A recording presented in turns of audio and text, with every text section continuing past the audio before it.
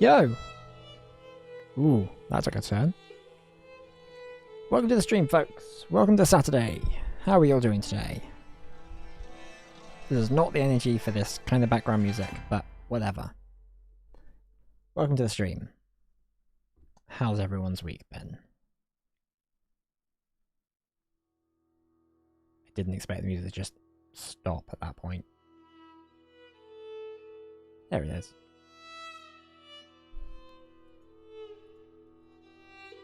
Anyway, hi. How are you all doing today? Welcome to the stream. Welcome to a new game. We are going to be starting a playthrough of Pentiment today.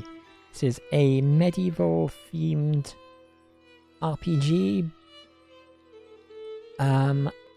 murder mystery game, which I'm kind of excited to play. I've been seeing it sort of around for a while. I just know I'm really interested to play it because it has a quite cool art style.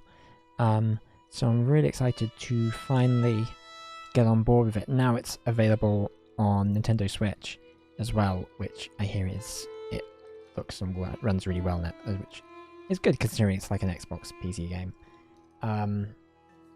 So we're gonna make a start on that in a minute, but I just want to start this pretty slowly, just to see how people are doing, let people come in. But another reason I kind of want to play this game is because I've just done a finished through a playthrough of Curse of the Golden Idol, which is a point-and-click murder mystery detective game that is on most platforms, I think, at this point, which I highly recommend. I really loved that game. It's so good. It's got a really good story. The pixel art is great, and it was just really. It's also kind of quite addictive and fun, but also really simple. It's really worth checking out if you haven't. I definitely recommended it. I finished it last night, and I immediately downloaded the DLC, and I'm probably going to play that after we're done here. So I'm looking forward to that. But otherwise, I'm trying to think of anything else that I need to mention before we make a start. Because I had something to my head that I was like, oh, I kind of want to mention that. But can't remember what it is, so screw it. Let's just play some Pentiment. As stated in the chat thing, you might notice, this game contains some mature content. I've been told I have to say that according to Twitch, so just so you're aware, there will be some adult stuff in the game. I don't know what exactly. I would guess, considering this is about crimes and most likely murder, there will be some graphic violence. There will probably be some sexual abuse themes. Maybe some alcohol references. I don't 100% know, but I think but just to warn you, that's a possibility that may occur. Anyway, let's make a start. Easy read fonts. This game uses stylized fonts and writing effects that may be difficult for some readers. The Easy Read Fonts option improves user legibility by disabling some fonts and writing effects. I think we're going to use Easy Read Fonts for the purpose of this game, and for the stream. Just bear me a second because I just realised I forgot to do something before I started. So you can read all about the autosave feature.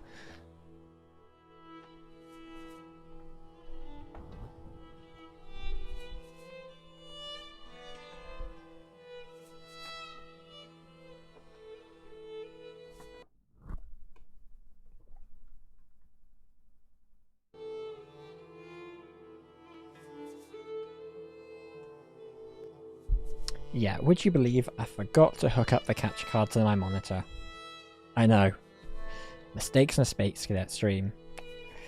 What are the odds? Because I was just looking at this and going... I was looking at the preview on Streamlabs and going... Sure, this is usually bigger than this. I'm sure I usually have a bigger thing, because so it's easier to read without glasses. And I was like... And I looked over and I was like, hang on. My monitor isn't on. That'll do it.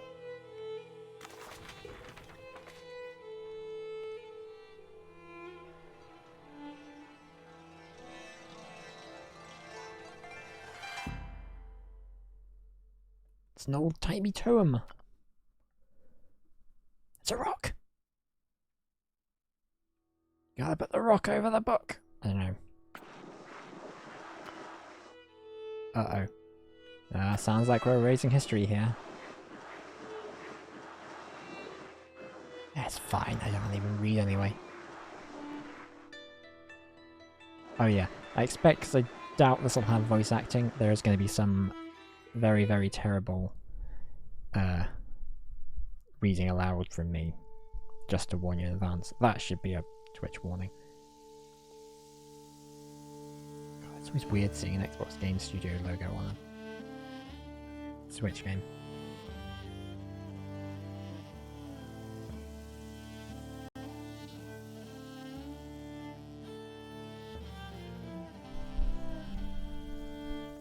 Sorry, I'm kind of constantly making sure the mic's okay.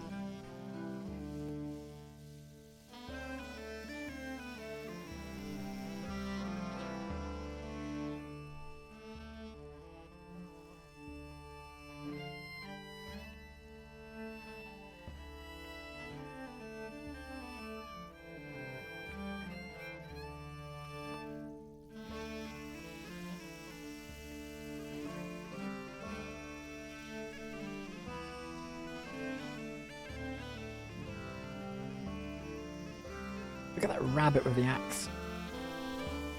Medieval art rules. Look at the long fingers. I wonder what that like represents. There's usually some kind of like meaning behind that stuff.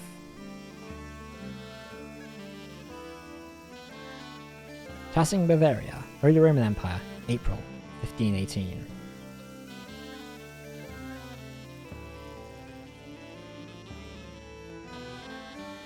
Artist sleeps. Yeah, they'll do that. An artist's mind.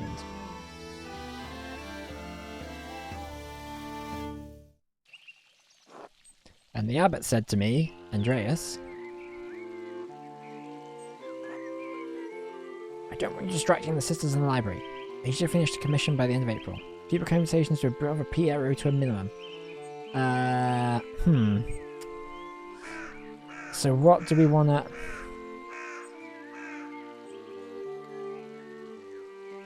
I'm going to go for this one, because it's fairly neutral. Isn't that much earlier than you were expecting?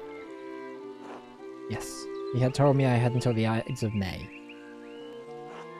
Arsehole! And he's not going to pay you any more, is he? He has no appreciation for the cost of your sweat. Socrates? Socrates is here. No, it's pronounced Socrates. I'm doing a bit. The yield of labour should not be measured in coin, but in personal satisfaction and self-improvement. Personal satisfaction doesn't put much food on the table though, does it? Heh. How would you reply to the abbot, Andreas? So I would do my best to get done by the end of April. I told him it would be done when it was done, sometime before the Ides of May. I shrugged and kept on working. A good way to avoid conflict in the moment, but you know it will come back around. One thing I do know about this game, one of the few things I know about this game, is that it is one of the games where choices matter. So, like, your dialogue options shape the character and shape the world, in that sort of way. Who cares? It won't matter. The abbot will keep complaining and eventually it will get done. And the doing of the work is its own virtue, regardless of what the abbot may think. Despite the abbot's ire, you must endure. Soon you will have finished both the abbot's work as well as your masterpiece. And then you will return to Nuremberg, where marriage and your new life as a master await you. Yes, marriage to someone he has never met. Hardly ideal. Welcome to the 16th century, baby! Well, the alternative is becoming a philosopher. Oh, Jesus, then you should probably definitely get married. Is she pretty at least? That's what my brother said in his letter, but maybe he's just trying to lift my spirits. The small portrait they sent me was lovely, but we artists can be flatterers. Oh, who knows, it's not why I'm doing it anyway. Let's go for... I'm gonna say he's gonna be optimistic and that, like, He's going to be fairly neutral on it. Like, he's optimistic, but not fully, in a way, I guess. Yeah. It is growing late. The wheel of time stops for no man, Andreas. I fear you must leave us. Ah, true, your majesty. Will you visit us again soon? Hopefully a bit out of control. I don't know. Well, I can't always dream in this place, your majesty. Yeah. As are many things. Trust in Providence. Grobian, please send Andreas safely home. Of course, your majesty. Until next time, Andreas. Until next time, your majesty.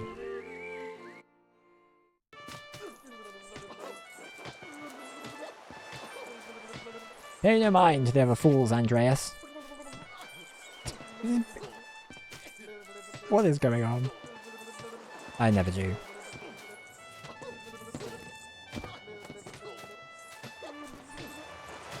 Ow! At least I would if they would stop stepping on my feet. Watch where you're going. Heh, they're fools, Andreas. No point in trying to teach them anything. I know old John wants you to endure the abbot's shit, but since I take you home, I get the last word. Don't let him run you ragged, boy. I won't. The abbot can't punish me around. He's just trying to keep up in the abbey. I'm an outsider. It'll be fine. I don't want to cause any trouble. I kind of wish you had the previous dialogue option. Just as a reminder of, like, what you're answering to. Yeah, I'm just gonna go for that. Right, an outsider he brought in. If he wants your work, he has to deal with you as you are.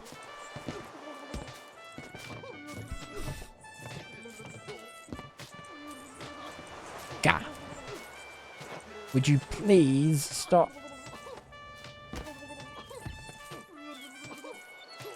Knock out. I give up. Take me home, Grobian.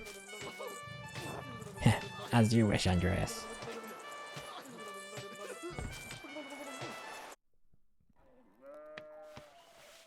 It's nothing but a fleeting dream. Good morning, Ursula. And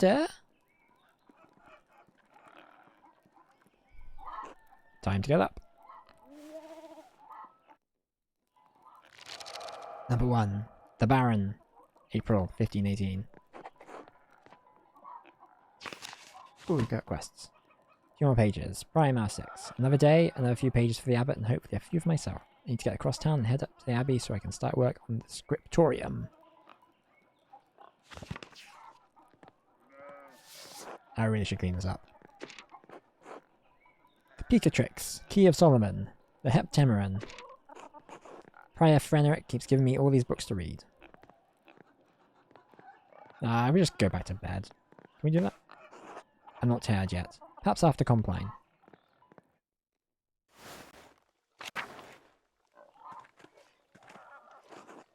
And,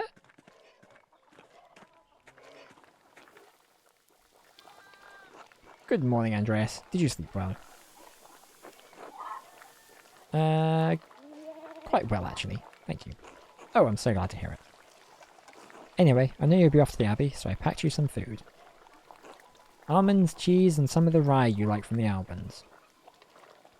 Otto wanted me to ask you to join him for dinner at the abbey. Otto stop by? Why, yes, around dawn.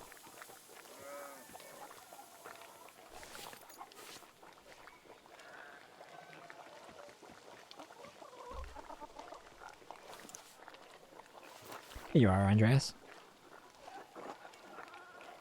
That's too kind of you, Clara. Many thanks. Oh, let's be polite.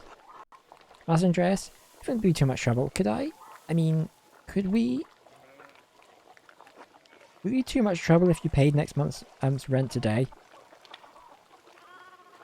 I'm an artist. I have no money. And if we raised it by 2 groschen? Again, artist. Money. Not the thing that goes together. I hate to ask, but we're behind on our taxes at the Abbey. 2 months behind. Peter's losing his hair over it. Even more than usual, I mean. Hang on. What's this? I'm not sure how to respond to this. Rent wasn't due until the beginning of May. Be generous, Andreas. You must can spare them money and it will ease their burden. Oh, cool. This is like conscious, isn't it? Conscious stuff. You must take the consequences of inaction into account. What is this shit? Don't they pay taxes every year? Why is this falling on you to fix? I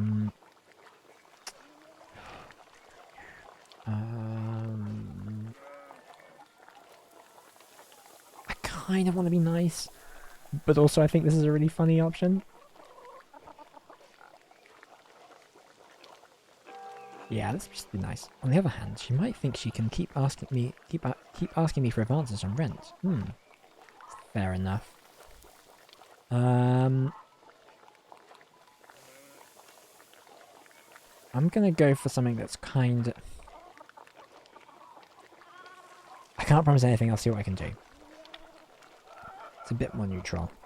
Of course I understand. I hate to even ask it of you. Our taxes get harder to pay every year. Peter works hard, but it just never seems like it's enough. St. Luke bless you for helping us out. Speaking of St. Luke, how is your masterpiece coming along? It's been 2 months now, has it?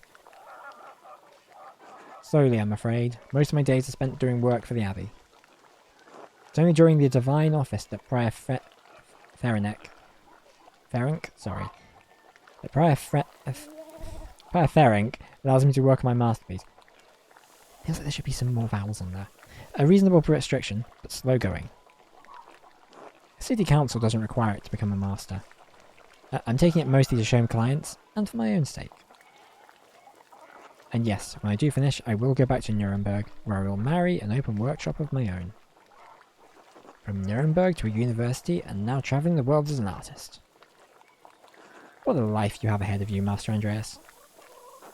Yes, I suppose it does feel like I'm starting a new chapter in my life after...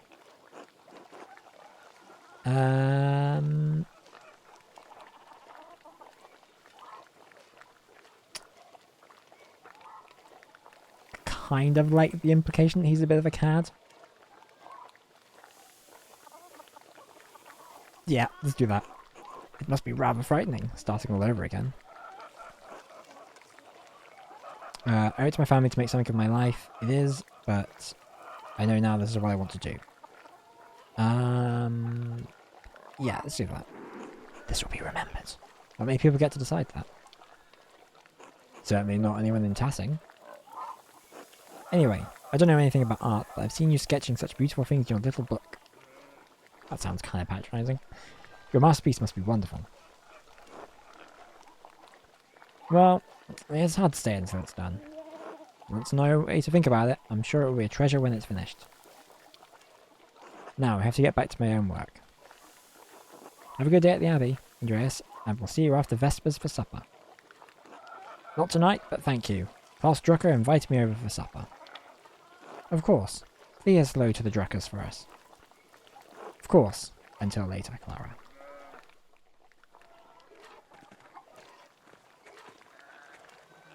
Hello, Andreas.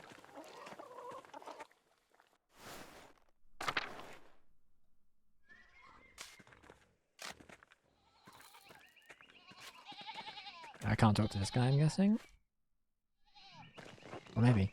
Big Jorg! His name is Big Jorg! Morning. Morning, Andreas.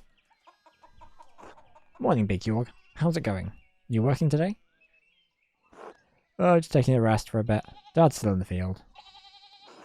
He hit a big rock with the plough and it took me Lord knows how long to pull it out. You off to the Abbey? Every day but Sunday. Right. Thank God for Sundays. Smells like a storm's coming, no? Storm's coming, Andrew. Huh. Smells like fresh alpine air to me. You've been travelling too much. Where was it you spent your Wanderjahr before you came to Tassing? By the way, my German pronunciation is going to be terrible. Just to warn you. Pick a background that affects your character's choices going forward. Press and hold to confirm your choice. Basel. Andreas knows some Italian and French and can reference cultural touchstones from Basel and nearby Bern, Zurich, and Freiburg. Low Countries.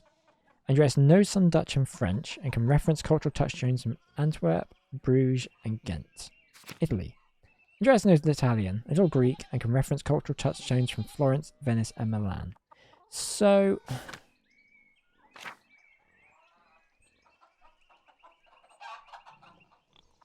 here's the I don't know which to... it would be probably Low Countries or Italy out of this. Because I'm thinking, right, because he's an artist. He would want to go to places like Italy. Because, like, there's a lot of Italian art around this period, I think. That's, like, really a big deal. Probably art around all periods in Italy was a big deal. But, like... I don't know. I feel like that's a good cultural space. He would go as an artist. But also Dutch and French was like, because you got the Dutch masters and stuff from this period. Why don't we go actually? Why don't we go Dutch and French? Because it's a little less like obvious than Italian. Antwerp, Bruges, and Ghent, all the great art cities of Flanders. Where's that? North and west, down by the sea. There's your problem. The sea air has confused your sense of smell. Spend enough time in these mountains and you'll be able to smell a storm coming. How long will that take? 10, 15 years. I don't think I have that long, Big Jorg. Why did you spend all that time in Flanders doing anyway? Other than art, I mean. Hedonist. Andreas seeks out pleasure wherever he goes. He's extremely social and quite experienced in all the enjoyable vices of the world. Craftsman. Has to work and dedicates all of his time to his art. He spends all his normal working time finding and reading as many books as he possibly can. Andreas has a penchant for getting involved in petty schemes, pranks, minor crimes, and fistfights. Andreas devotes much of his time to self-promotion, optimizing business, expenses, making investments, and balancing his books. I kind of want to go for Rapscallion. I think that'll be really fun. Like, the other one I was thinking would be Bookworm, but... or Craftsman, but... yeah, I'm gonna go for Rapscallion Spirit. Getting into trouble. I got involved in a scheme or two. Bit of mischief, more than a few brawls. Antwerp is overflowing with riches. Rich fools and traders from across Christendom and beyond. There's always someone to have a bit of fun with, or a bit of a fight. Sounds like a strange way to pass the time, Andreas. Anyway, I have to get going. Jorg, let's go. Dad's acting like I'm taking too long, even though I did all the work to get that rock out. See you later, Andreas. Until later.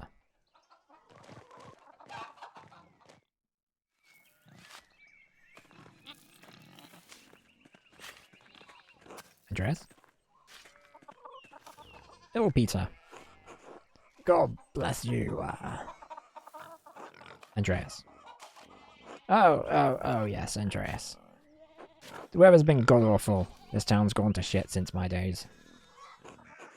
I don't think the townsfolk can do much about the weather. Things very different when you were younger? Okay, for that one. Well, of course they wouldn't know how to do anything now. No one follows the old ways anymore. The old abbot didn't bother us much about our customs. He didn't mind if we left a little offering to Perchta, keep the skies clear, the weather fair. Matthias knew that Christ was in our hearts, even if the White Lady's name was on our lips. Church banned all observances of pagan gods, O Peter. Also of all customs. What St. Roots was protecting? Or you think that spirits might have been following the weather since no one follows customs anymore? Because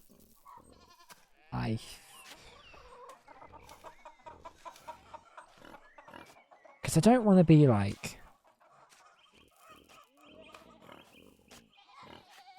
shading him for still believing in pagan things. I kind of feel like he should have a bit of an open mind. I'm gonna say what sort of our customs. The kind that scare away witches and keep spirits from calling storm clouds over our farms. The saints weren't the first to watch over Tassing. My father knew that. Old Rannig Kemper knew that. That bastard abbot might not like it. Some of us kept the traditions alive. Like the old widow, Ottilia. I won't mention that at the Abbey. Yeah, we'll say that. Ha! The Abbey. Pecheter's hounds take the abbots. I should go. Right. God bless you.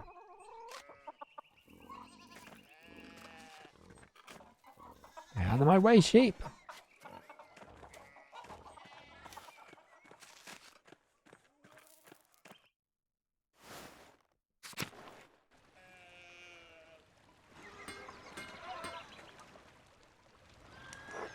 Oh, Andreas. Good timing. Do you have a moment to lend me a hand? I'm already late to the Abbey. I swear it won't be long. Alright then. Wonderful. I've got too many irons in the fire. Or rather, shoes. Horseshoes. I miscounted how many I put in. Now I need a hand. Else I'll overheat and I won't be able to work the metal. Here, take the shoe in these tongs. Put the hot part of the shoe on the anvil and I'll hit it with a hammer.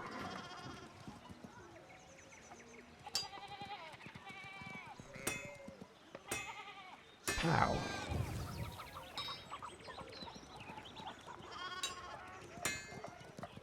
Smash. Kablam! You're good. Next one.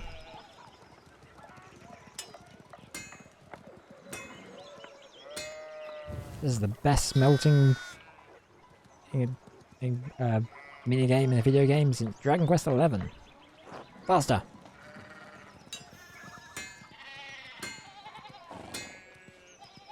Ah, well done. See? Short work. Thanks for the help, Andreas. I don't know what I was thinking doing all those at once. Sure would be nice to have someone to help me out here every day. Have you considered an apprentice? Have you considered a child? Oh, look at me. Painting is hard enough. The apprentice question's a good one. I have. None of the boys in the village seem interested. Keep at them. I bet you could get Bert Drucker. Ha! Klaus would have my head if I tried. Anyway, I don't want to take up any more of your time. I'll see you in Otto up by the Abbey guest house for dinner. Until then.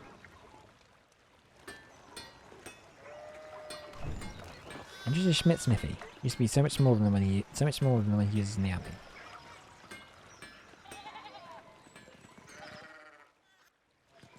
Ah, too many sheep! Get out of my way, I gotta go pray and stuff. Martin, please, can you give me a hand here? What do you want? I'm keeping an eye on them. That looks a lot like standing there and doing nothing. Martin, for Christ's sake, help your cousin. Ah, morning, Andreas. Excuse us. One of the fence rails fell and the sheep starting hop again.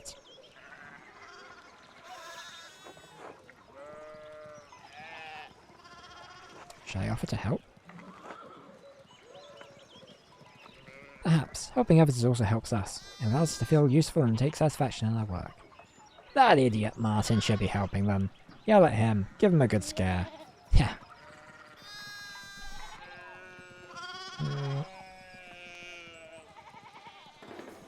Wait, that's presumptuous. I'm not even close to their family. I am very... You ever handled a sheep before? No. Well, I know. Then no, but thank you. Christian of you to offer. My name's Andreas, not Christian. Oh, look, there's something going up at the Steinauer's place.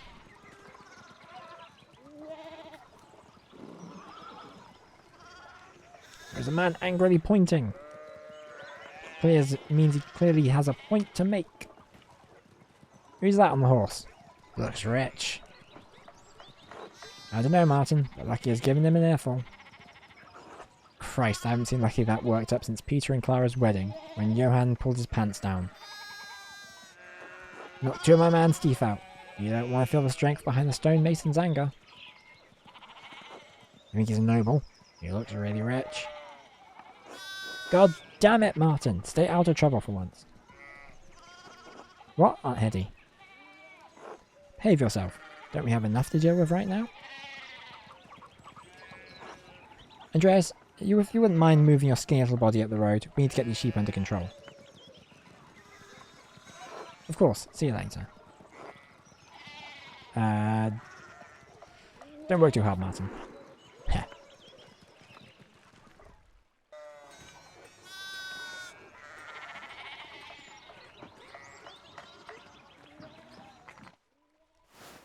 Church and Druckers.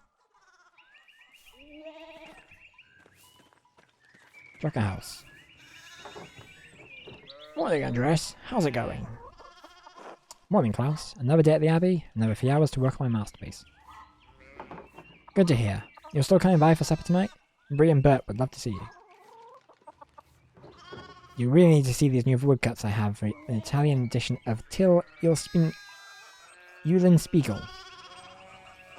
I didn't realise Father Thomas let you print books in Italian. Come on, Andreas. He's not that strict. I know he's just trying to protect people from... heresy? Witch mania? Mention stories of questionable moral repute? Your topic typesetting? Witch mania! Oh God, don't say that, Andreas. We're less than a day's ride from Innsbruck. No need to get people worried around here. People around here all worked up about witches again. Well, that's the last time. Oh, it was an unpleasant experience for all. Besides, don't talk about witches around Father Thomas. Just a bad idea. Good to know. So, supper tonight, after Vespers? Of course, thank you. Great, I'll tell Marie and Bert you're coming. See you then. See you later. Well, I know what I'm bringing up to conversation with Father Thomas. God bless Master Mailer. I hope your week is going well. Thank you, Father. It's going quite well. I'm just on my way up the hill to get to work. Yeah, I was... Good. Andreas, I don't recall seeing you at Sunday morning Mass. You understand how important it is for your salvation that you receive Holy Communion, don't you? I stayed up all late. I stayed up too late on Saturday. Don't want to get into an argument with him about this. Would going to church on Sunday be such a burden? Not for his sake. Consider it for your own. A man has many duties. Father Thomas should appreciate how hard you work to help the Abbey. This arsehole can't even make you go to Mass. To hell with him.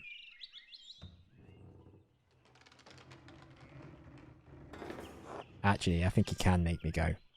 Shit.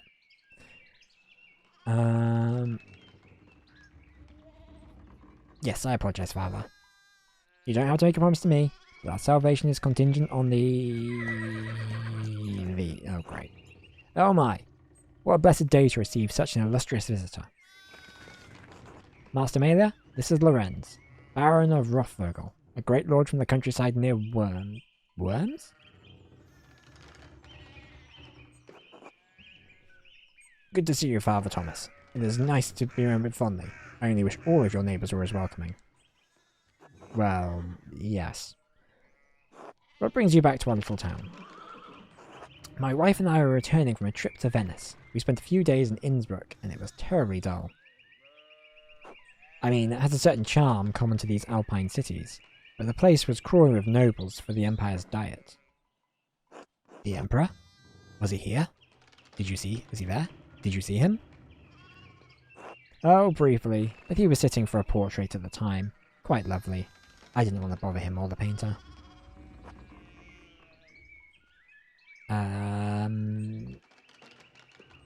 Yeah, I think he'd be curious about that. I'm sure you know him. An older man from Nuremberg with enough of a reputation to paint the Emperor. I'm sorry, my lord, I'm not sure who you mean. Have you not heard of Albrecht Dürer? Pity. I thought he was known across the Empire. Anyway, my wife wanted to stay a bit longer in Innsbruck, and I decided to ride ahead to make a visit to Kiersau.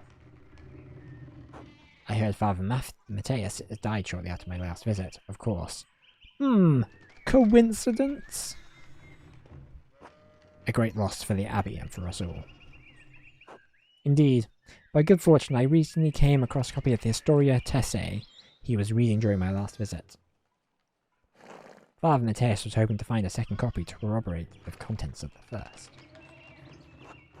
It contains some fascinating details about the history of this place. I'm afraid they might even cause a bit of a scandal. Heh. Ah, yes. But I must be off. There will be time enough to discuss Tastings past later. I commissioned a manuscript from the Abbey through Father Gernot? I don't know. And I have come to check on its progress. Oh, my lord, if you have come to see your manuscript, you should speak with young Master Mailer here. Not quite a true master yet. I still have to marry and be approved by City Council. Andreas is a journeyman artist from Nuremberg. For the next few months, he's also helping in the Abbey scriptorium. A Nuremberg artist working in an Abbey scriptorium? In 1518? Oh, we should talk, Andreas. I must know the story. Well, I'm already late to the Abbey, but I suppose it'll be alright. Of course it is. I will have a word with the Abbot, or if he makes a fuss. And if he still makes a fuss, I'll have a word with the Prince Bishop of Freising, a good friend of mine. Thank you for the introduction, Father Thomas. Come to supper at the Abbey tonight. I'm inviting you to the Abbot's table. The Abbot's table? What an honour. Did the Abbot invite me? Oh, don't worry about it, Father. Just show up after the Vespers. What is he going to do? Refuse us? Excellent. We'll see you then. Nicklaus, I'm dismounting. Run ahead of us and take the horses to the Abbey's guest house. I'd like to take my time talking with Master Mailer here. I'll meet you there. At once, my lord.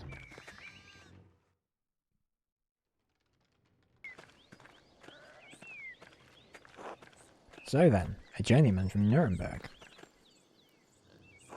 Forgive me for saying so, but you seem a little old to not yet be a master. You said you were unmarried? No, I'm not married, but in truth I came to my vocation later than my father and brothers. I was in university for a number of years, at Erfurt. Erfurt? Wonderful! Same university as Martin Luther. Have you read his works? Tremendous mind. He says things about the church that should have been said years ago. Might get him into trouble, but he's a brave, brilliant man.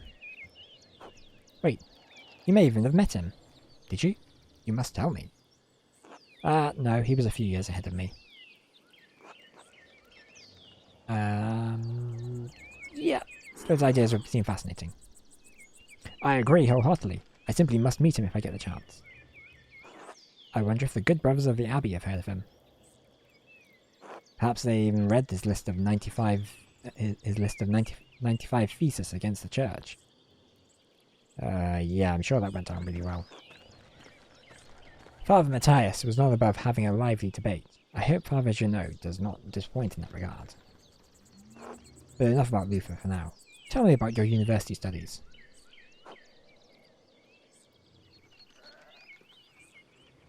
Forgive me, Baron. Do you attend university? Ha, no.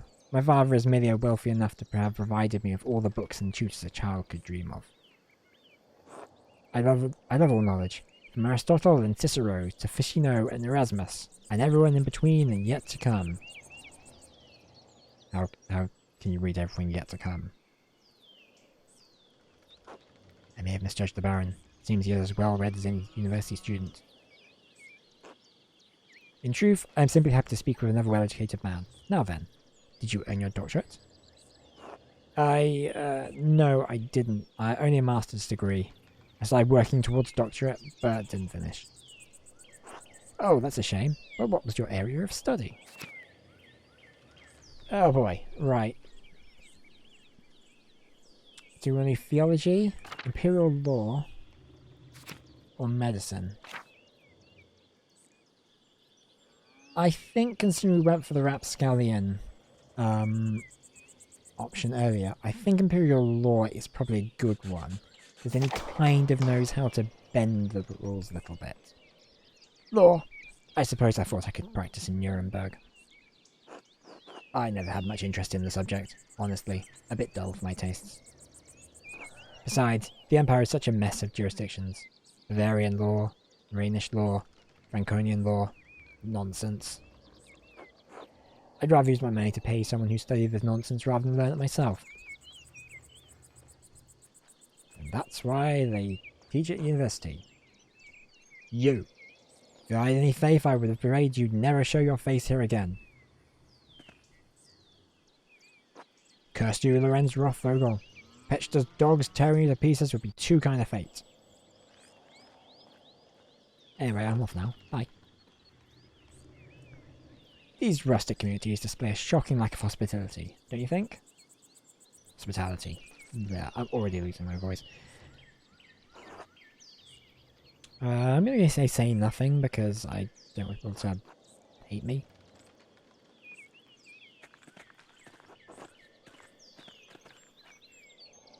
Well, what of your early time university? Every student must study the trivium and quadrivium, yes?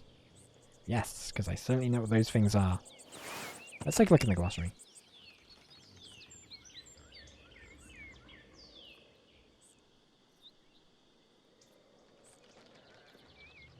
That is... Trivium and quadrivium represent the lower and upper divisions of classic liberal arts university education. Grammar, logic and rhetoric form the trivium. Arithmetic, geometry, music and astronomy form the quadrivium. And now you know.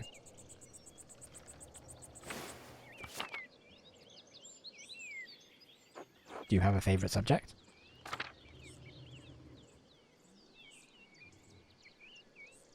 Okay, so Latinist, logician, orator, occultist, heavens and earth.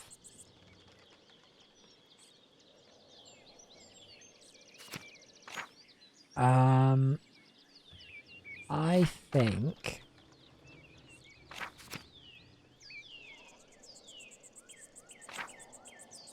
we should go for...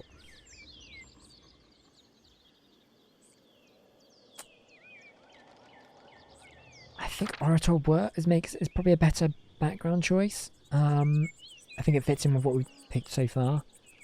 But I kind of want to be a bit more varied and make it a bit more of like a three-dimensional by choosing something like that isn't that.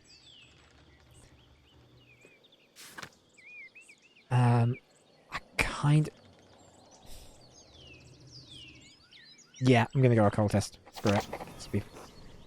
Use my access to the university's library to pursue more esoteric interests. Oh, esoteric how? Mystical texts, book on alchemy, evoking spirits, divination, purely academic, of course. Of course. I started with Ficino's Corpus Hermeticum, and my interest only deepened from there. I'm beginning to realise this is a bad idea. Quite interesting, Andreas. I'll make some time to speak with you more on this topic during my stay. I look forward to it, my lord. And your other studies? Was there anything else you excelled at? Ooh, okay, so we get to pick more than one. Let's go for... logician. Logic, geometry, and arithmetic. Quite interesting for an artist. Was Aristotle's organon the foundation of your study? Yes, the organon for logic and Euclid's its elements for geometry, but the past few centuries have yielded wonderful new texts on logic. Peter Abelard had provided a foundation for scholastic philosophy and established the primacy of Aristotle's work. Englishman William of Ockham gave us the Summa Logicae, arguing nominalism against Platonic realism. And of course, Thomas Aquinas gave us the tools to employ both faith and reason in the pursuit of truth. All monks and friars, of course. A great deal of work to force Aristotle to fit within the Church's vision of the truth. Is that so wrong? I question that these great men should have had to wrestle logic into what the Church established by fiat and force. Ah, there's the Abbey. I have good memories of this place, and of Father Matthias. I was sad to hear of his passing. How did you come to know him? How did you come to know of Chiesa at all? Sorry. My family had been patrons of Kiasao for, I don't know how many generations. Some years ago I had heard that Kiasao still had a wonderful library in artisans. Professional artists have taken over most manuscript production, so I was shocked to find an active scriptorium in here. Well, there's not much left of it these days. 2 old men, a young scribe, and me. This is a good place to integrate in the art. Yeah, I'll say that. Certainly, though, I'm sure you miss the comforts of Nuremberg when you're stuck in a drafty old abbey like this. I'll get back there soon enough. I'm in no rush. I do, but the abbot is paying good money, good enough to put up with a bit of that bit of discomfort. That's good for me, since I still appreciate the abbey's work. I commissioned a manuscript with Father Jeannot a year ago. Thought I'd stop and check on the progress. Wait, are you the artist working on it? It's a prayer book with 20 illustrations. I know the work, but no. I do know the artist well. The venerable Brother Piero. How venerable?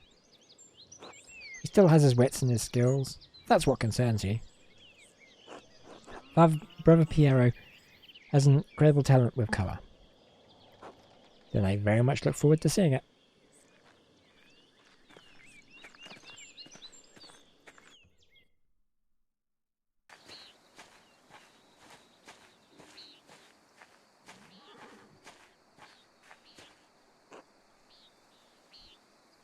Niklaus, tend to the horses and the baggage. I'm heading up to the abbey.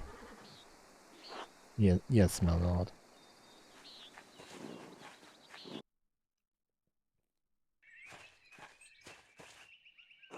Well, let's not keep the abbot waiting any longer.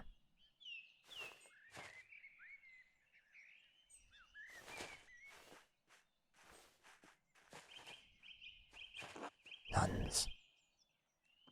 Quite unusual for a Benedictine house to have monks and nuns, even if they are separated. The church closed most of them centuries ago. But then, Kiasao is a place out of time in more ways than one. Do you know Mother Cecilia? She seemed to recognize you. Why were they closed? I'm gonna go for that question. Monks and nuns living side by side cannot behave themselves. I don't blame them, though. The church shouldn't either. It's just human nature, after all.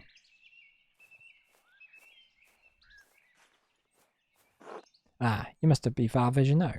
I am Lorenz, Baron of... Yes, the Baron of Rothvogel. So wonderful to have you here again. We did actually meet on your last visit. Ah, if you say so. I'm not good with remembering faces. Please, forgive me, my lord, but I wasn't expecting you for another few days. Yes, I know, but I rode ahead. I just couldn't wait to see my manuscript. I'm sure it's no trouble. Yes, I mean, no, it's no trouble. Did you want to see it now? Oh, in a moment. I could do have a bit of refreshment, though. May I grab something from the kitchen? Yes, certainly, my lord. I will meet you there.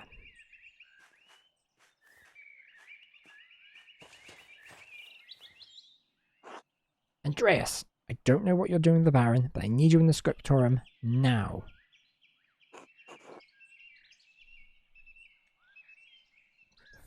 Seems like a real attitude there. Is this a bad time to ask for an advance of my payment? Yeah, no, it is. I might as well just... Then get to work. Shit. Should have asked him about an advance for getting his taxes. Maybe I could just convince Brother Matteo to pay me early. If all else fails, I could liberate some money from the scarcity.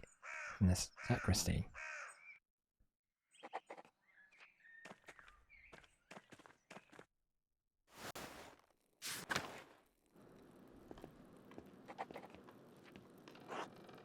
God bless you, Master Mailer.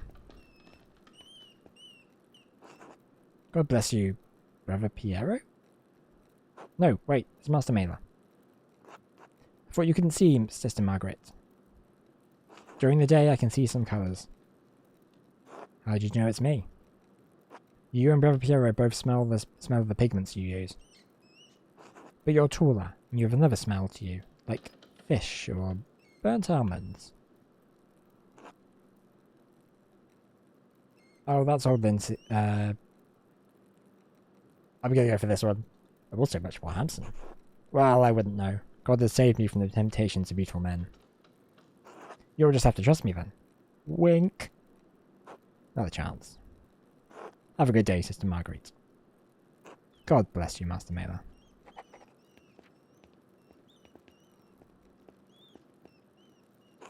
God bless you, Master Mailer. I'll go to your work in the scriptorium. Very well, thank you.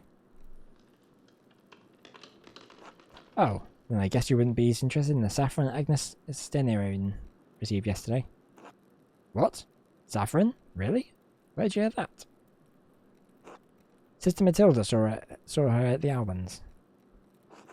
Maybe you can convince Prior Ferenc to get you some of your yellows. Good to know. How's Mousefanga? She's around here somewhere. Hopefully getting to the baby rabbits before Sister Matilda does. Until later, Sister Gertrude. Bless you, Andreas. Maybe I'll see you by the shrine of Saint Stacia one of these days. Is there anything else in here worth? Brother Matteo maintains the shrine along with some of the sisters.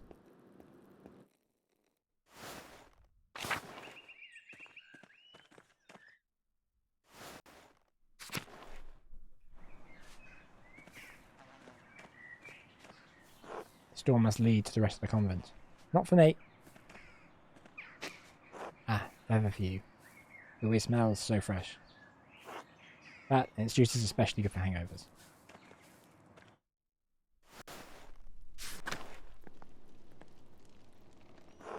God bless you, Andreas. God bless you, Mother Cecilia. Is there something I can help you with? I noticed that you took the sisters inside when you walked into the Baron. What concern is it of yours? Just seemed unusual. The Baron arrived to see the abbot in the scriptorium. It isn't appropriate for the sisters to interact with men. It doesn't interact with me, as they need to, at my discretion. The Baron is an important visitor and a patron of the Abbey, but there is no need for him to speak with the sisters, or me. I see. That makes sense. Thank you. Until later.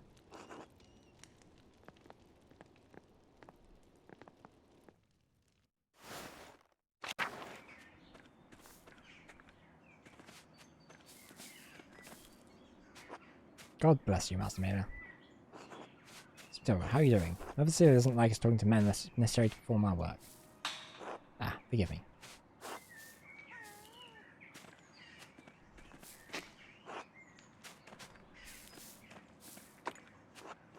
Sister Gertrude dries and stores all of her herbs here.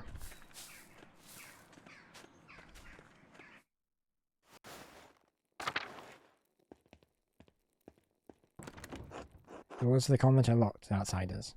Men, at least.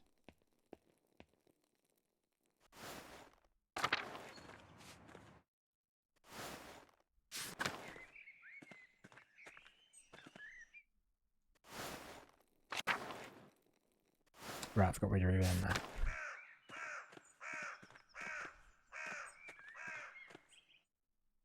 Into the cloister!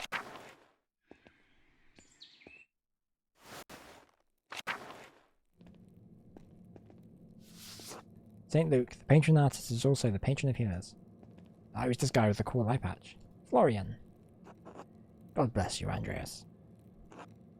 Brother Florian, how are you? The brothers and sisters are well, so I am well. Thank God. Andreas, have you spoken to Klaus Drucker yet? Yes, quite recently. Why? I believe you may be receiving a medical text from Bologna soon. I am quite interested. Isn't it? Wow, I don't know around there. Can you read Italian? Ah, no, little Italian, and my Latin is not as good as I would like. I was hoping Brother Piero could help me with it, if he has the time. I'm sure he will make time. He is a patient teacher.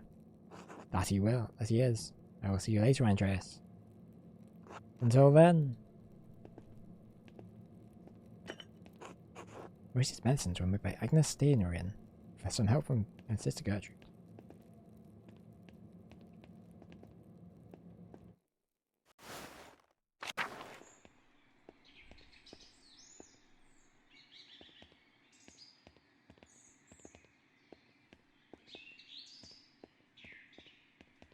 Right, we need to get to the...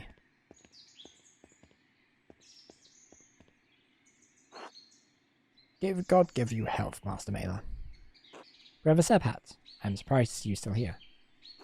As am I, but I will be leaving soon, returning to Rome. I and my bishop regret that we could not reciprocate Father Rudolph's generosity earlier.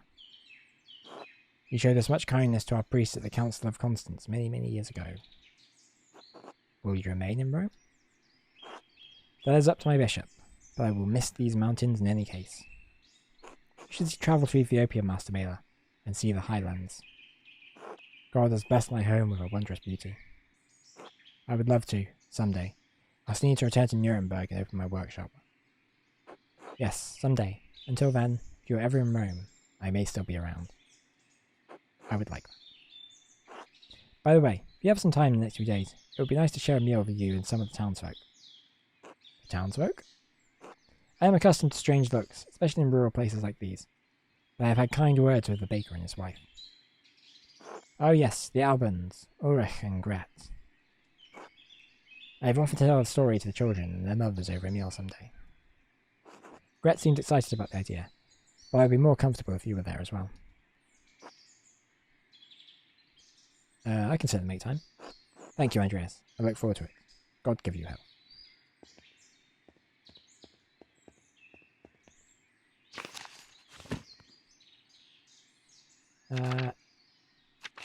Right, so we need to find a way to get to the advanced abbey so I can help the Gurtons pay their taxes.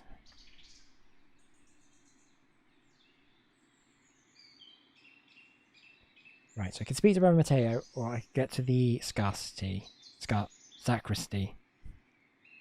The brother's not around. I probably shouldn't steal the money, but we'll see what happens first.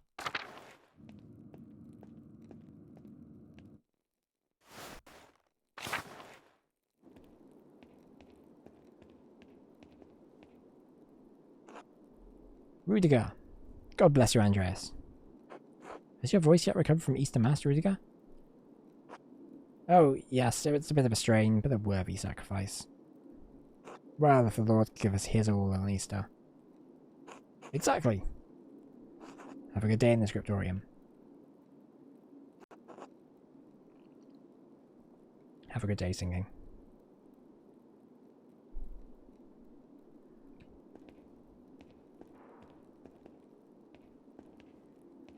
Go to the crypt, go to the tower. Ooh, Matteo, we need to speak to this guy. God bless you, Andreas. How is the sacristy today, Matteo? Same as yesterday. Does my vocation seem silly to you, Master Mailer? No, I was just being friendly. Then go in peace, friend, knowing that the Abbey's treasure is secure for another day. God be with you. One more thing, I have a favour to ask you. Yes, Andreas? I was hoping you'd give me my pay for the latest manuscript early. I'd like to get my wages. Give me my pay. This isn't part of the agreement you made with Father Chanot. You'll be paid in the constellation of each additional manuscript you illuminate, not before. We have a few pages left, Brother Matteo. I'll finish them in the next few days anyway. I don't know which is the right option.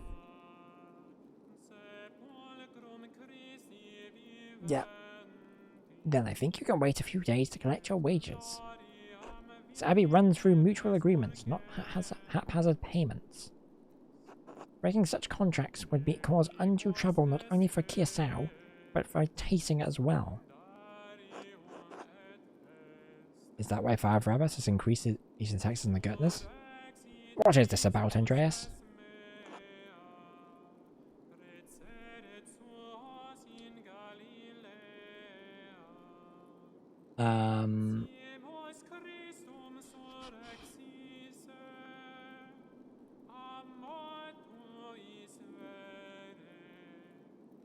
think I'm gonna have to go be honest and go for that one.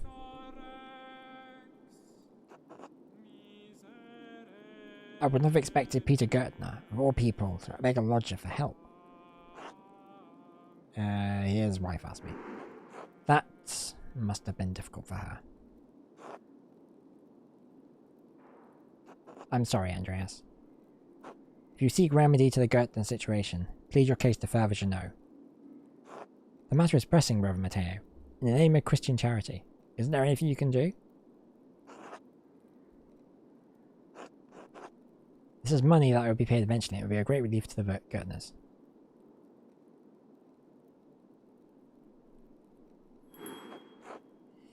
Very well. Do not ask me of this again, Andreas Mailer. Here you are. I shall note this with Father Jeannot and Priya Frank. We'll get the name right eventually. I won't get it right. Thank you, Brother Matteo. God bless you, Andreas. Alright, now that I've got my payment, I can give Clara the rent early. Give it to her directly to make sure she receives it. Yeah, let's go do that.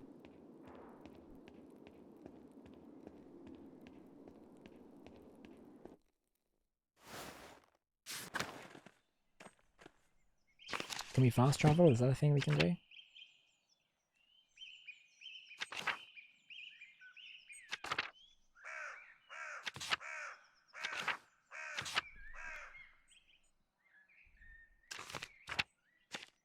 Nope, it's not what I wanted, but that's quite a cool menu. I quite like the way the menu's done here.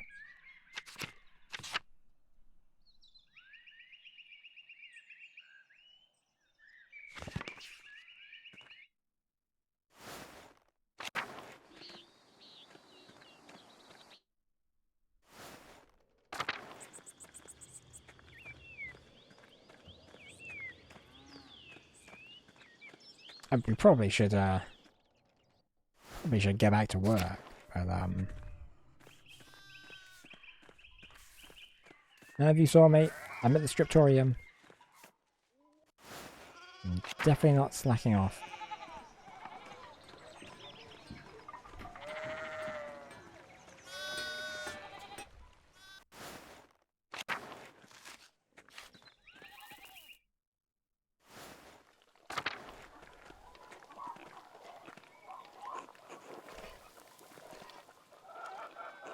Hello, Andreas. Hello, Clara. I have something for you. Oh? This should be enough to pay my rent and the tax you owe the Abbey. Andreas, this is far more than your rent payment. We can't accept this. Yeah, that's be nice. But Andreas, how did you even find so much coin? You sure you'll have enough to spare for yourself?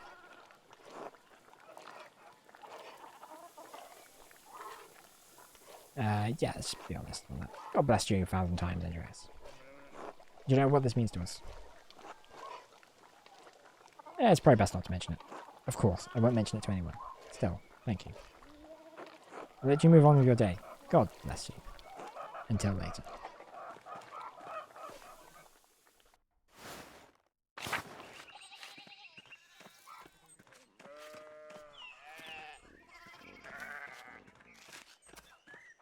Right, should probably go get back to work.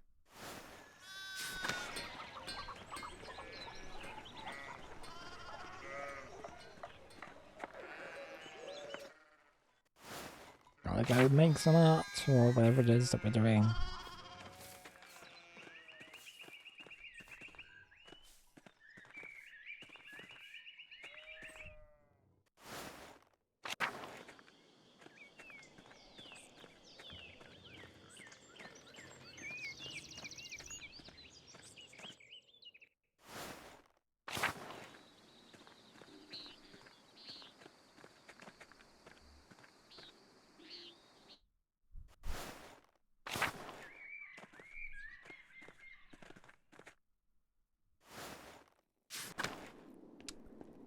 Right, so...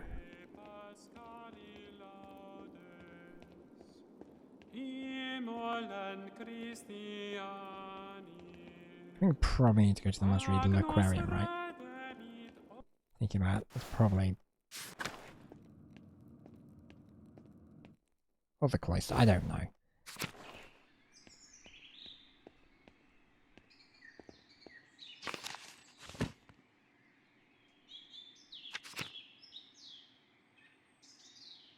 Right, so we gave the money to Clara, so that's all done.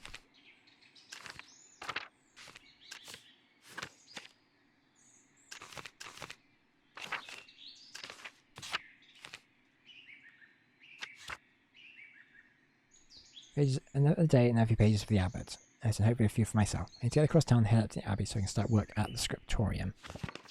So where is the scriptorium? Okay, so... through the cemetery.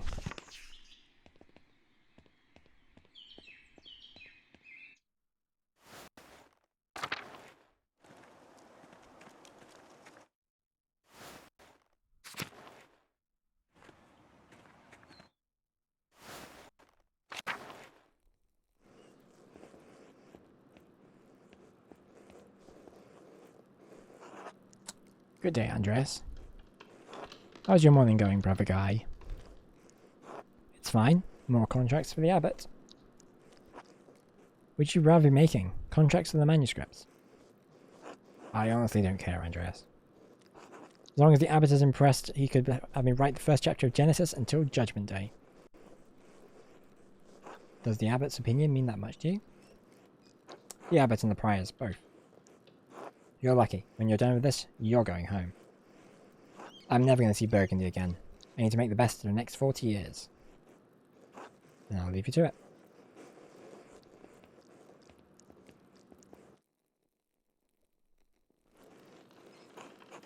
Andreas, God bless you. Good to see you.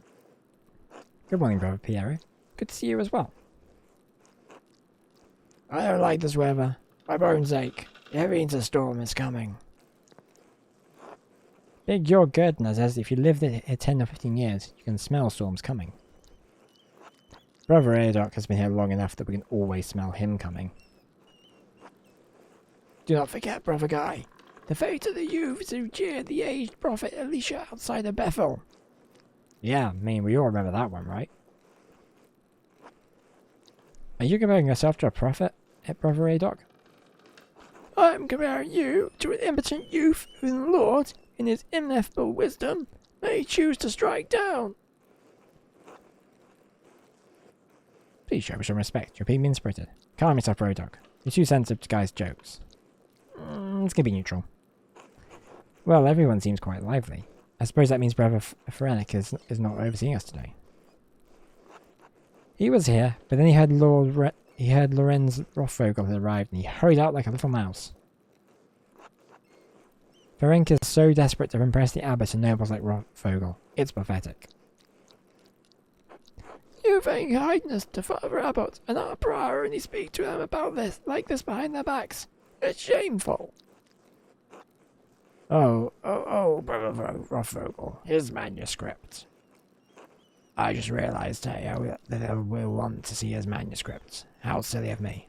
Of course, that's why he's visiting. Perhaps if you were younger and faster, you wouldn't need to worry so much about the patron's visits. Watch your mouth or I'll give you something to worry about. What? Threatening a monk? What's wrong with you? You're the one mocking old men. What's wrong with you? Anyway, what's the problem? The Baron is like just one client. He has to wait like anyone else. Andreas, Baron Rothvogel is not like anyone else. He has powerful friends, including the Prince Bishop of Racing. Guess who's already out of favour? Father Abbot does not want to have to deal with more attention. Well, if Prior Ferenc isn't here, I'm going to work on my masterpiece until he arrives. I kinda regret choosing that, like, aggressive option. Oh, that's right. I need to reference the Inde Mao manuscript.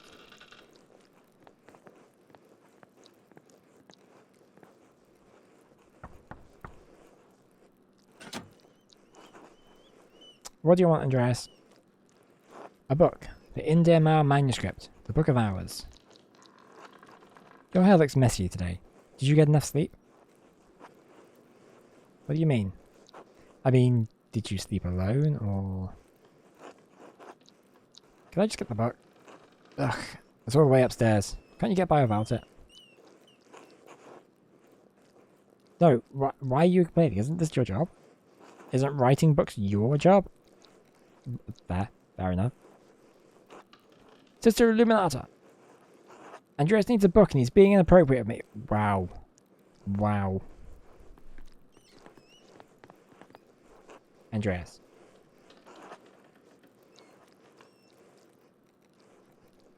I'd like to borrow the Indomar book. Yes, I overheard. Here, please return it promptly.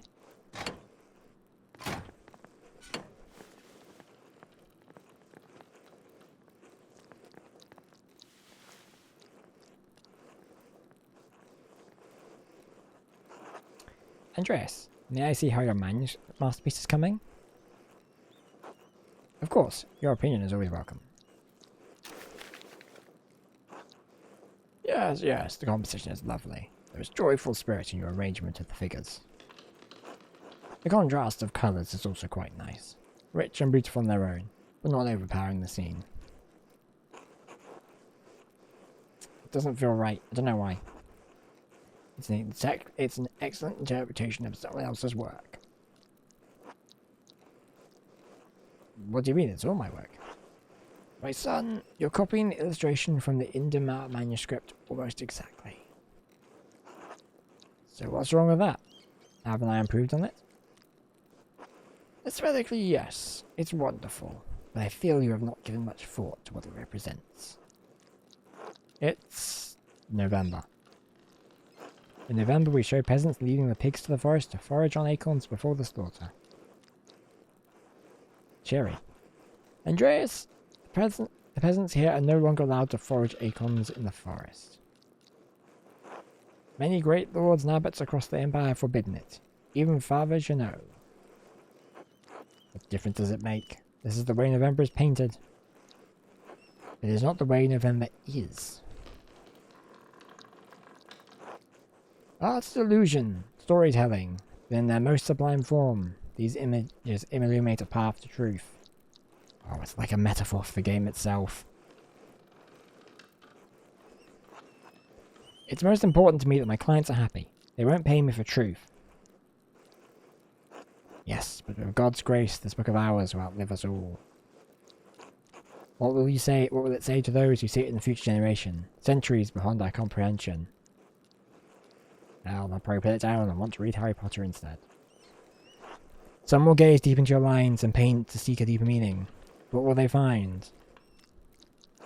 You need not listen to my opinions. They're just the thoughts of one old monk. There is no place in the monastic scriptoria anymore.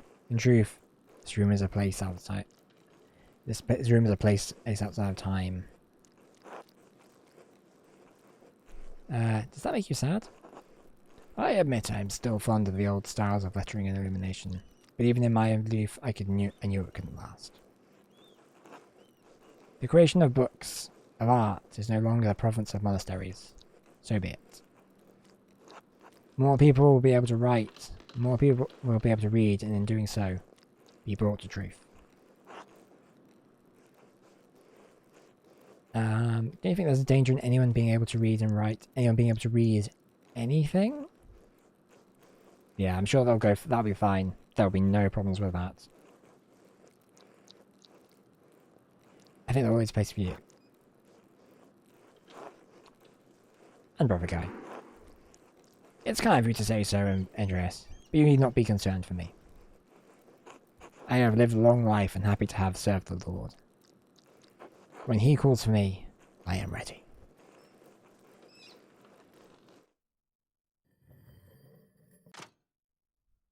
That's a really cool way of showing time passing.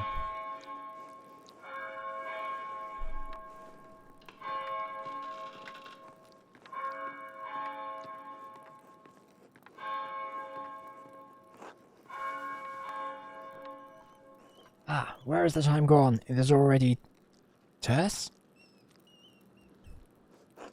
Too much talk. I must ask forgiveness for not honouring the rule. Until later, Andreas. Until later.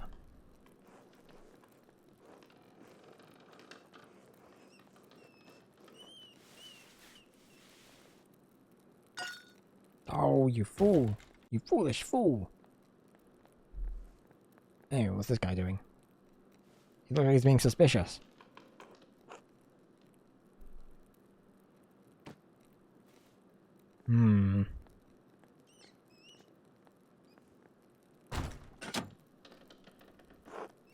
What's going on here?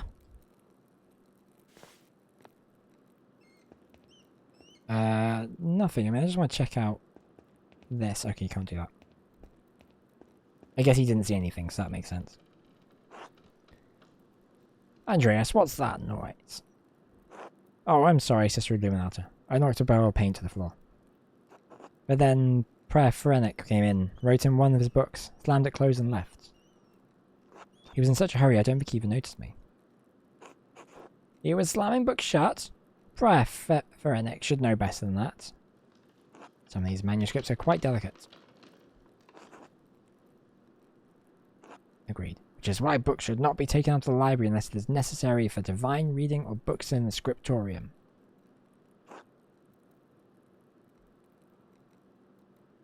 Are you still mad at me for burning the Chronicle of Law? No. Anger is not an appropriate response for a nun. And yet... But the fact remains that you tricked me into giving you that book for no valid reason. Not valid? Is it not valid to want to see the work of the great Irish scribes? You probably never tell a woman that she sounds angry.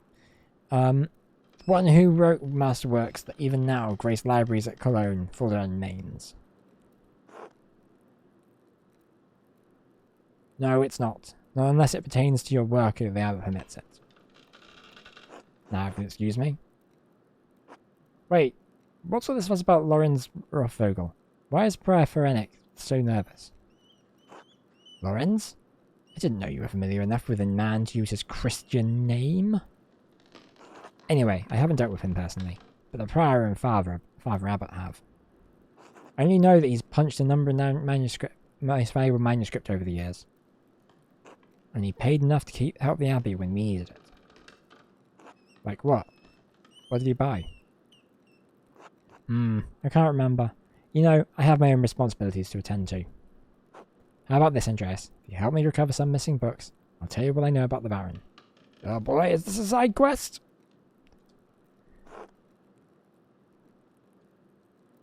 Of course I'll help any way I can. Thank you. It is for the good of the Abbey. Where should I begin?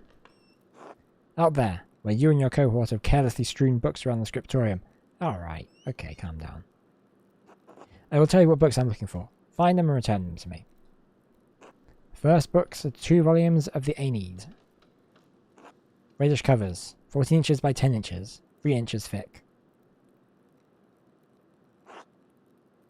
Innsbruck inches or Nuremberg inches? Oh, I know the ones that are in Piero's favourites. Keeps them by my desk. They are not his to keep. Kinda quite like Sister Illuminata. There's a fair amount of wear on these. Hope you don't mind. Those volumes were old even when Piero started to make the copies. How long ago was that? 3 years. The Aeneid is not one of my favourite stories, but I understand why it appeals to Piero.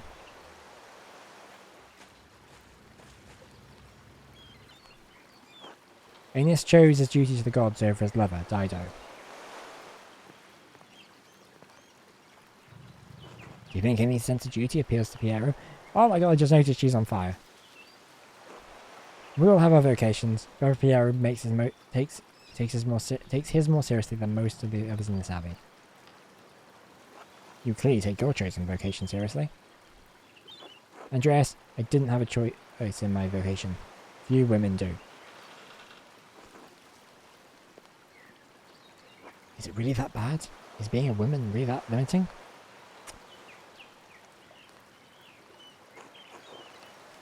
How would you know? True, she knows her life better than I do.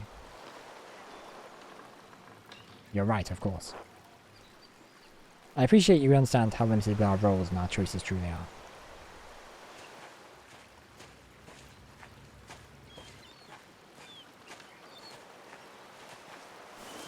Don't stand on the fire!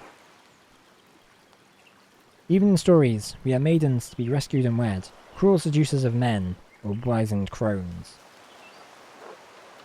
Like Dido, we ordinary women are merely tools in the tales of men. We can never be the protagonists of our own stories. No women are exempt from that. From the Empress to a nun, it is our lot. I suppose I understand why why you are not fond of the Aeneid. It's fine poetry. For men. Now the books, if you please.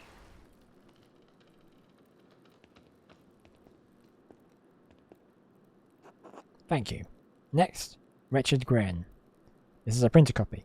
Green cover, diamond pattern. I do not have the size in the ledger, but hopefully the description is enough. I know the one you're talking about. Brother Adoc was reading it. Adoc.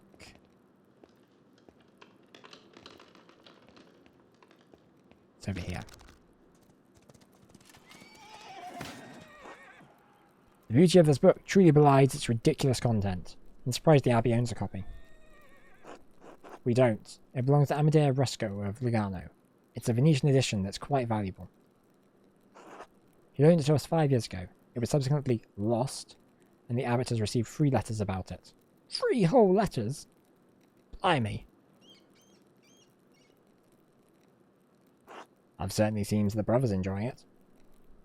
That book is not appropriate reading for Benedictine monks.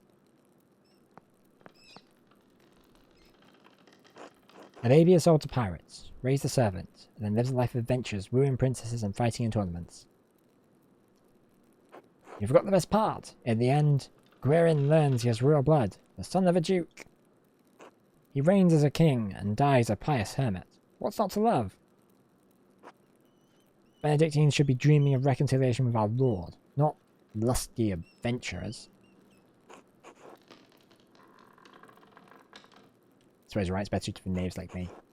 It's not my place to reprimand anyone for reading stories, least of all you, Andreas. I don't know. Seem to be doing a pretty good job of that. Still, we must be on guard. Fantasy leads to temptation. Temptation has led to the downfall of many men and women. Sometimes, yes. Books like this. It's all the same type of fantasy, isn't it?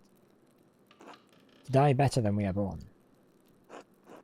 And what's the problem with that? Why shouldn't a peasant dream of being a king? There is neither Jew nor Greek, neither slave nor free, neither male nor female. For you are all one in Christ Jesus. We may be one in Christ, but we are not equal in this world. True that. It isn't this world you should be concerned with, Andreas. But the book, Andreas, we must return it. Would you like the abbot to receive a 4th letter? In truth, it's unlikely to be considered liable under Bavarian law. I reckon it's probably best if we do not want our Lord to agree at her. It is not my goal to deprive the brothers of their joy, but to return Amadea Rusco's property. The book, please.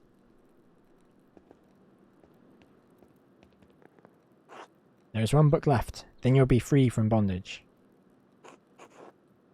A dark red cover, 8 inches high, 5 inches across, 2 inches thick. Oh, I remember that. Pretty clever guy was reading it.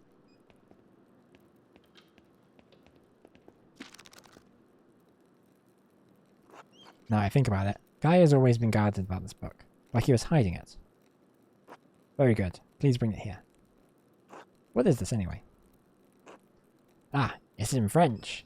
The soul that God touched, empty of sin in the first state of grace. What is this? Why are you asking so many questions? Just give it to me.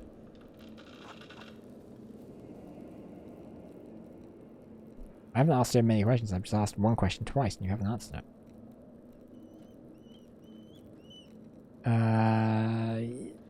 Yeah, I don't want to cause a fuss. Because it's a dangerous book, Andreas Mailer. One the previous abbot tolerated in spite of a papal order to destroy it.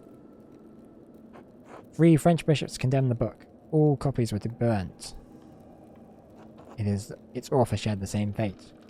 Well, see, now I want to read it. I don't know, Andreas. It isn't my place to question the judgment of one bishop, much less 3.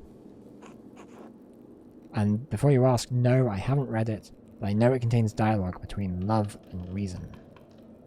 So the book is dangerous. Where did the bishops condemn it?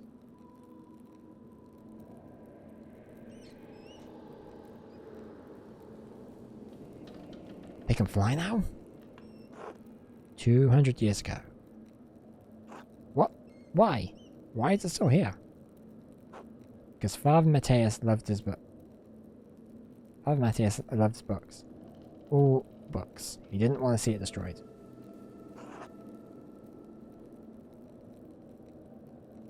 And he was right to do so. Books shouldn't be destroyed, even the contents question. I can sympathize with him. I'm going to go with the sympathize option. That is fine. But Father Matthias is gone. It is not my place to question the former abbot's decision, but when Father Janot learned it was in our possession, he wanted it destroyed.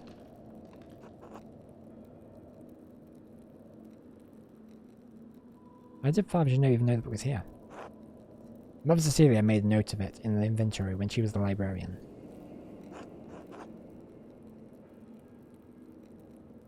Must the book be destroyed? Nobody even knows that it's here. I do. So do Mother Cecilia, Father Janot.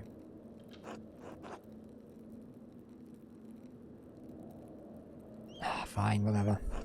Good, it is for the best. Thank you.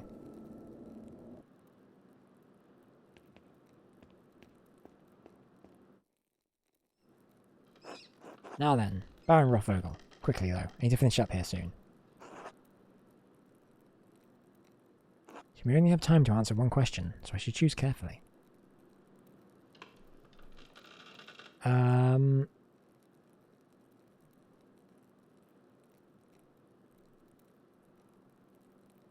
I'm not going to go for that one. How long has it been in the Abbey? What buys books from the Abbey? What kinds? You mentioned finding a copy of the story of Tacy. Said there's some scandalous details in it. Yeah, I'm going to go for that one. He also mentioned that Father Matthias had a copy and was looking for another to verify its contents. Do you know anything about the book? I have heard of it, but I've never read it, and I know little about its contents. The subject is broad, but I believe the book deals specifically with the Roman occupation of this land. What about that could have upset Father Matthias so much? I can't claim any deep insights into the former abbot's mind. I understand him to be a virtuous and charitable man, sometimes so at fault. It is not always best when an abbot considers himself a friend to his brothers instead of their shepherd.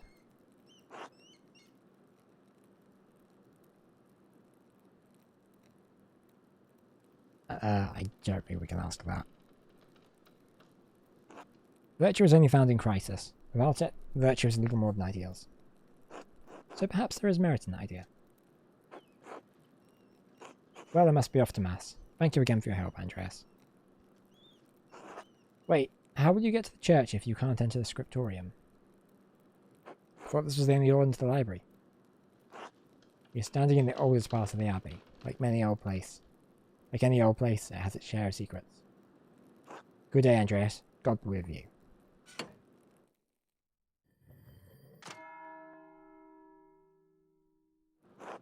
That's the bell for Sext. The brothers will be sitting down for dinner soon. I should see if Otto is around and still wants to eat with me. I think he's working by the guest house below the Abbey.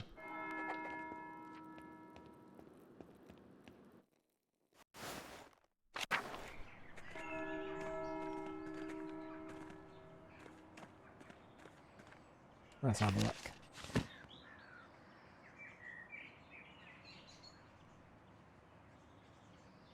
Okay.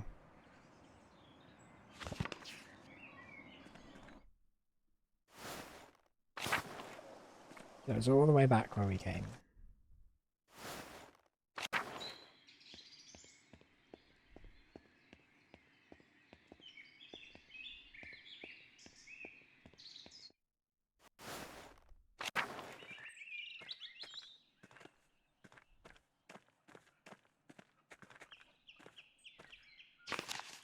And I think it's... yeah, so it's down here. And should be on the right.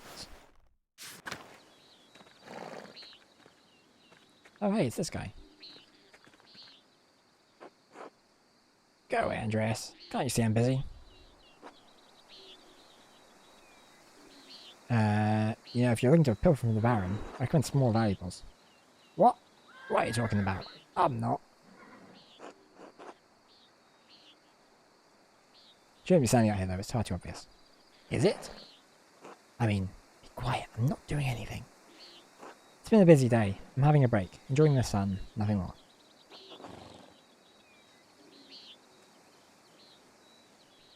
I kinda wanna do that, but I'm just gonna go, understood, Martin. Go away. I'll give you a cover sailor, just stop talking and get lost. I didn't need your money, but thank you for the offer. I'll leave you to it. Yes, please go away. There you go.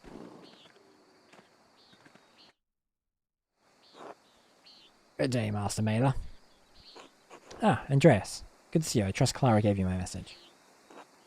Why does Otto look drunk? Afternoon, Andreas. Otto. Clara did give me your message. Sorry I missed you this morning. I was still asleep when you came by. The abbot really gets away with anything, doesn't he?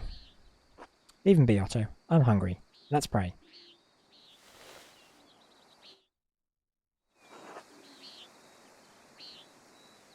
Bless us, O Lord, and these your gifts, which we are about to receive from your bounty.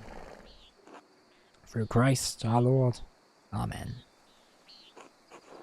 Amen. Amen.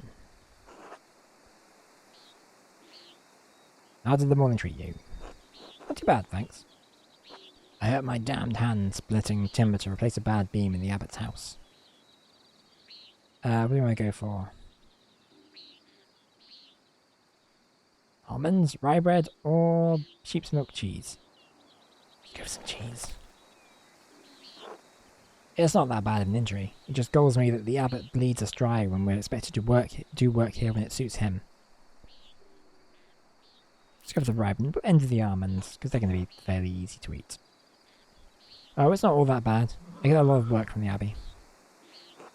Casting pilgrims' badges isn't really smithing. But I don't mind. Nom nom nom. Anyway, I saw you walking to with that Baron, Rothvogel, in the meadow on your way up here. What's that all about? He's here checking a commission and sending his friend new Father Matthias. I think he may be here to bridge Brother Piero to finish the magic he's working on, so I can tell. He's come to terrorize people of Tuscany and Curacao. I'm going to go check on the commission.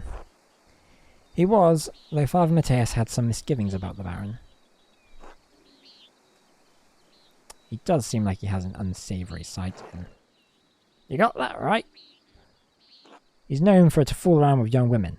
He's married, of course. Oh, sorry, that's only gossip, and it isn't Christian to spread rumours like that. It's not gossip that he beat up that farmer a few years back. Old Rannig? May he rest in peace. Well, I wasn't there, so I don't know. But if he did that, yes, it speaks poorly of his character.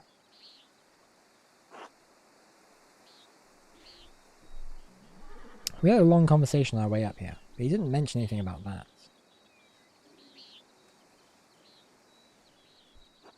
What did you talk about then? I mean, no offence, but what does a nobleman have in common with an artist?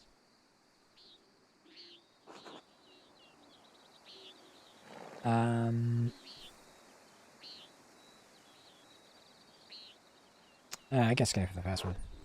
Of course, that's why he's interested in these at the Abbey. If he's in Tassing, he's chasing girls or harassing peasants. Why did I read that as peanuts? It's all his almonds, and just add. Messing with my mind. And because he's friendly with the abbot, no bad would ever come to him. It's galling. No, Gaul is France. That's somewhere else. This bitterness and envy is not good for our Christian souls, Otto. It's not envy, Andres. No one should get away with what he does. What this abbey does. No offence to you, Andreas. I don't have any problem with the books the Abbey makes. I mean, I never did learn to read, but if people are paying the Abbey to make them, it doesn't bother me. No, I understand. Oh, also, did you see the sheep escape the grazing fields again? No, I'm not surprised. Martin was supposed to fix that fence and he probably did a bad job of it. He's always in a foul mood and he could be the laziest soul in Tassing. He can't even hold a hammer properly. Married and father at such a young age and he barely lifts a finger for his wife and child. On top of that, he's a damned thief. And before you say Endress, that's more than just gossip. Look at him over the guest house. He's probably figuring out what he can steal with the least amount of effort. Yeah, I mean, not like we have anything to do with that. I didn't know that, obviously.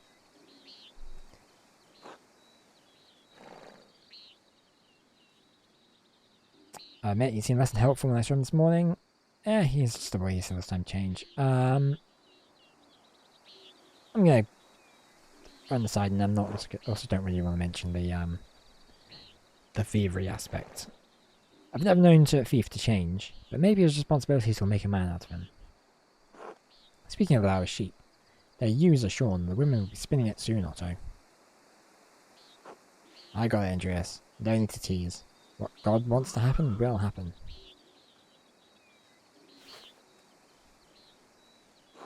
Looks like a storm's coming. We should probably get back to it. Right, I'll catch up in a moment, Andres.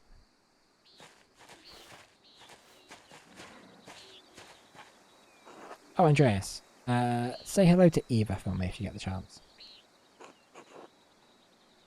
I'll try to remember. I shall return to work in the scriptorium. Until later.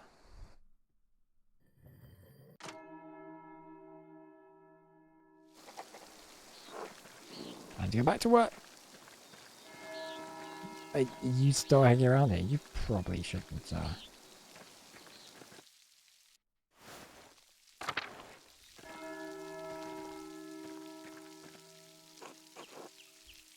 Right, Mathau. God bless you, Andreas. I realize I've been saying his wrong as... I've been confusing him with Father Mateus. Like, it's Mathau. I don't know why I've been saying that wrong previously. Anyway, God bless you, Andreas. Hello, Brother Mathau. What are you doing out here? I thought you were aware that in addition to my role as Kiesiao's art sacrist, I attend to the shrine of Saint Moritz. He is the patron of Tassing and Kiesiao both, so it is my duty to ensure his reliquary is well cared for. Shrine is always beautifully kept. I always leave it inspired. The martyrdom of Saint Moritz provides inspiration to us all. You are familiar with the life of Saint Moritz, are you not? I mean, I obviously am, but for the folks at home...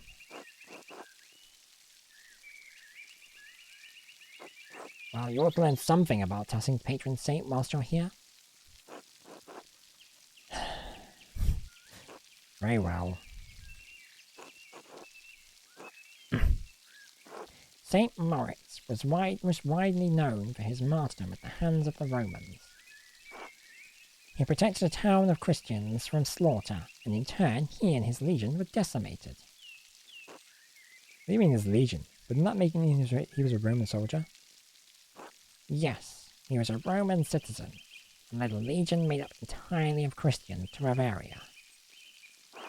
When he refused to kill the Christians, even though they were traitors to Rome, the emperor and his legion massacred.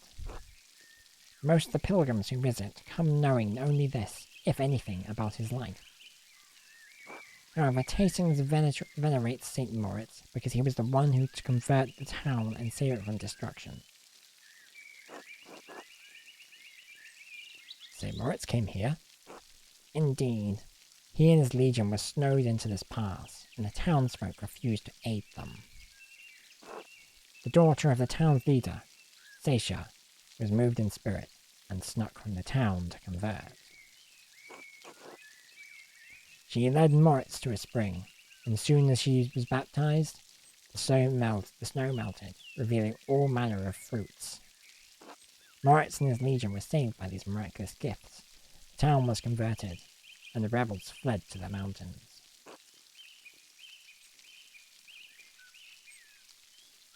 So what happened to Stacia? She too was martyred by her faith by the rebels inhabiting the town. Now her shrine protects Tassing from harm. What an astounding story. Thank you for the history lesson, Brother Mathau. You are welcome, Master Mela. God bless you. Till later.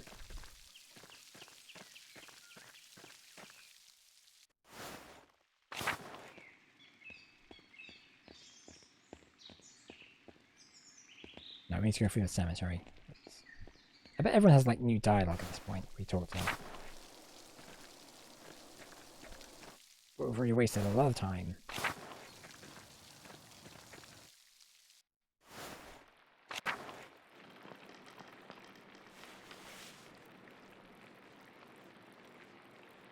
Alright, Ferenc.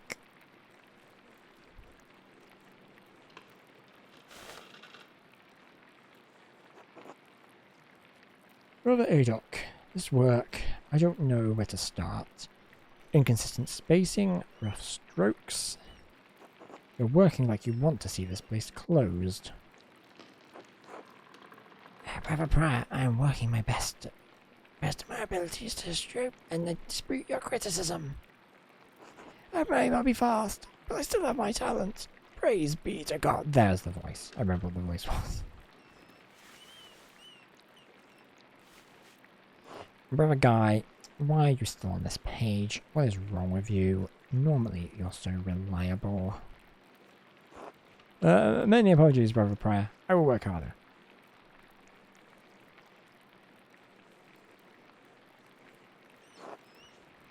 Piero, I can't believe this. Baron Rothvogel has come to check on his progress, and this is all you have? You should have finished this months ago. Is your mind so corrupted by age that you didn't notice the seasons have changed?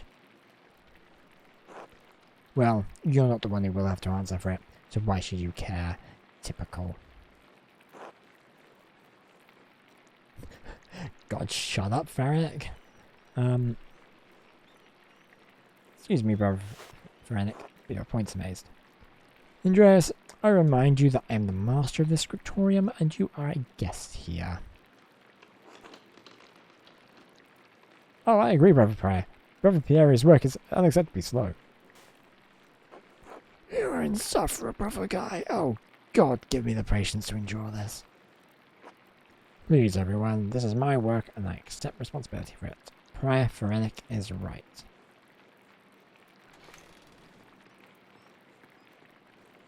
Ah, great, these guys.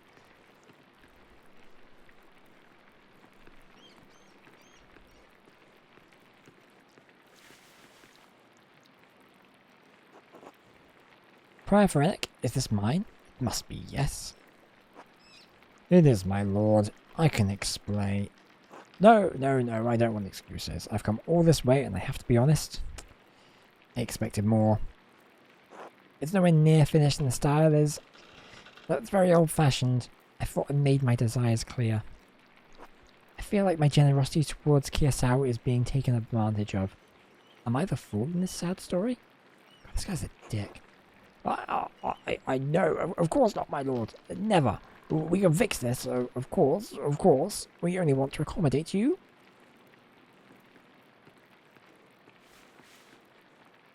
Ah, Andreas. Good to see you again. How should I respond to this? The abbot already seems annoyed. I think... Just nod, don't irritate the abbot. Simply addressing him as my lord would be appropriate. Greet him with his Christian name. You are brothers and comrades in art. Haha.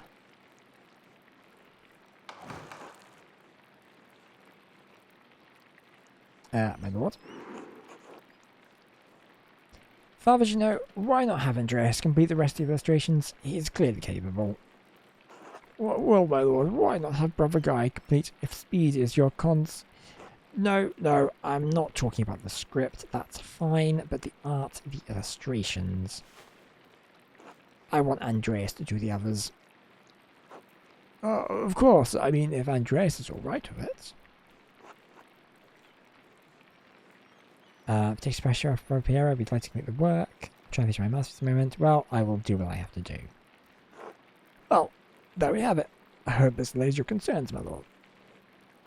Excellent. By the way, Father Abbot, am I still welcome at your table for supper? Naturally, my lord.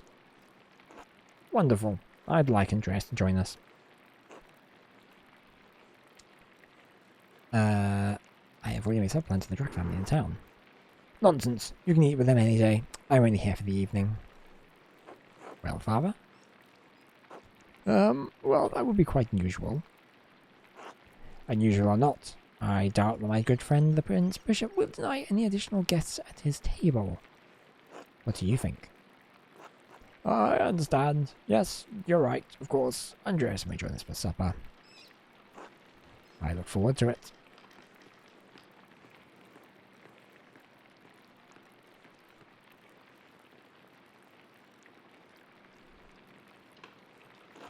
You had this planned. You must have put your hook in the Baron this morning when you ambushed him in town.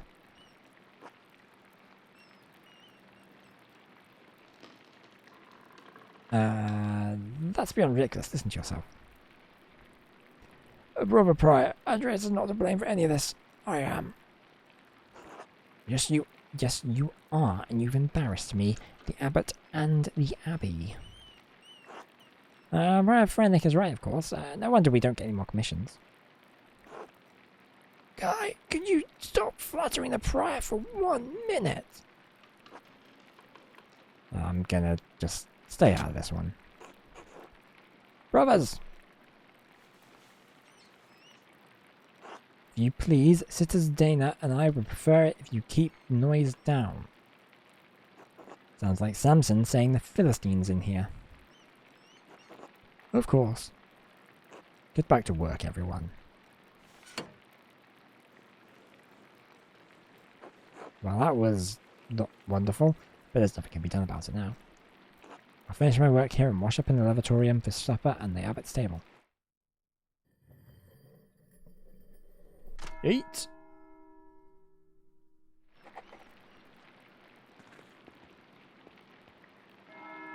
Do you want to check?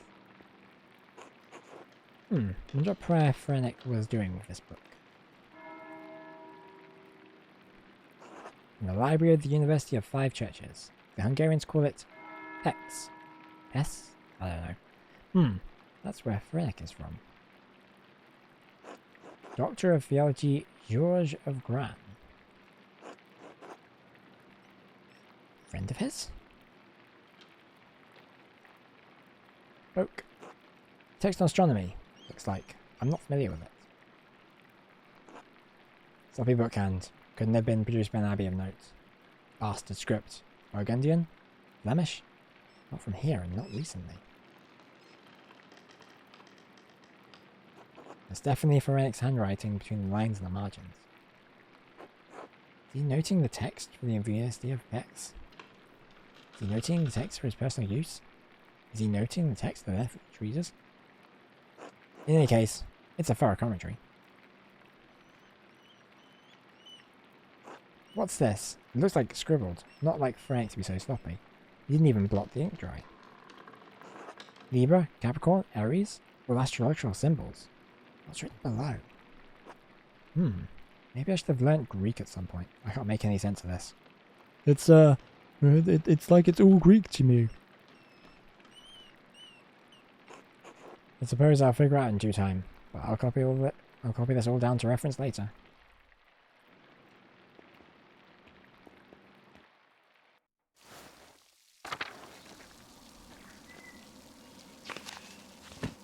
Right, need to go to the lavatorium.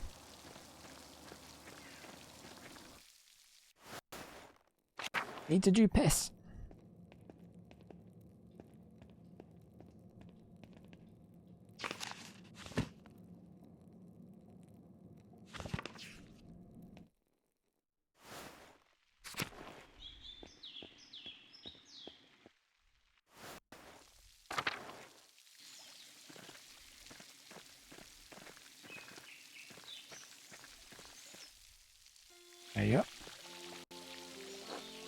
Andreas, I'm so glad you'll be joining us for supper, although the circumstances are unusual to be sure. Won't be able to speak with you. None of the other brothers will. But it'll be good to have you with us. That's a shame. I always enjoy our talks. Now, the same doesn't apply to you at the Abbot's table. You can talk all you like. Though I wouldn't recommend it. Father Abbot does not look kindly on idle chatter. I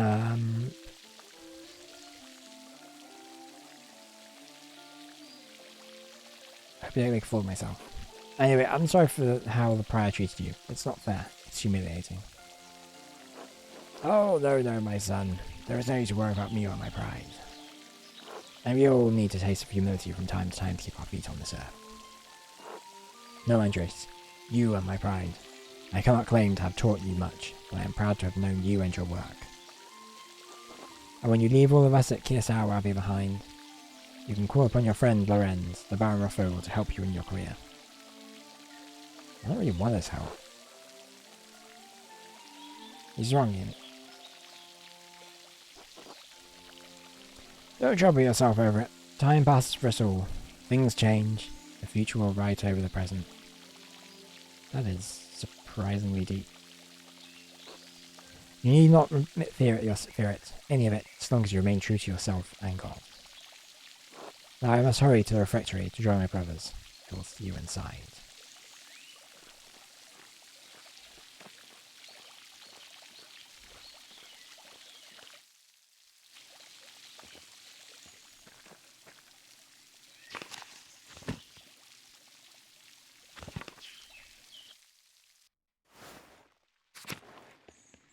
I think it's this one? Yep.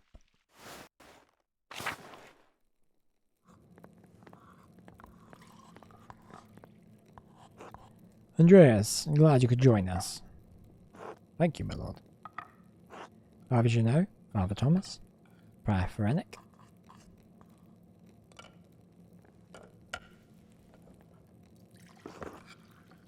Simon Peter answered, "You are the Messiah, the Son of the living God." Oh, the Gospel of Matthew. Wonderful.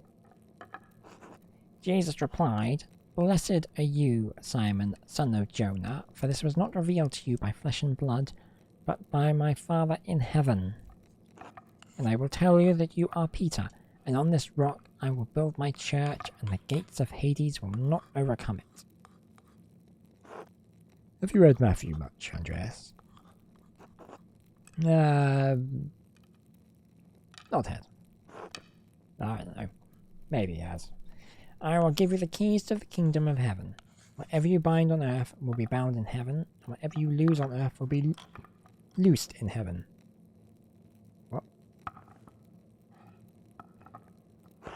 Then he who ordered his disciples not to tell anyone that he was the Messiah.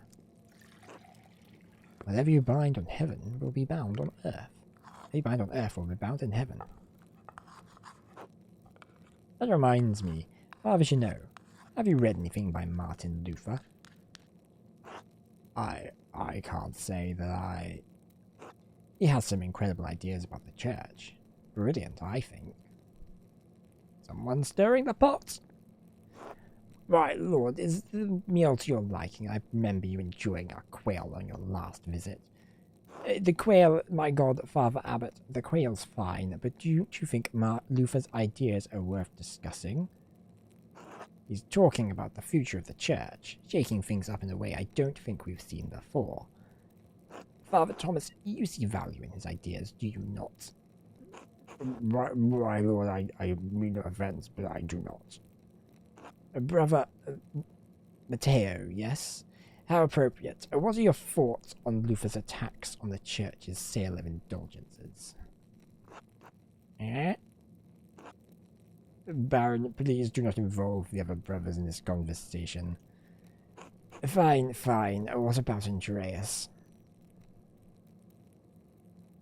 Certainly a man who's attended the same university as Martin Luther can spare some thoughts on his work. He's really put me in a difficult position. Why not join in a debate? It may bring everyone closer to the same truth.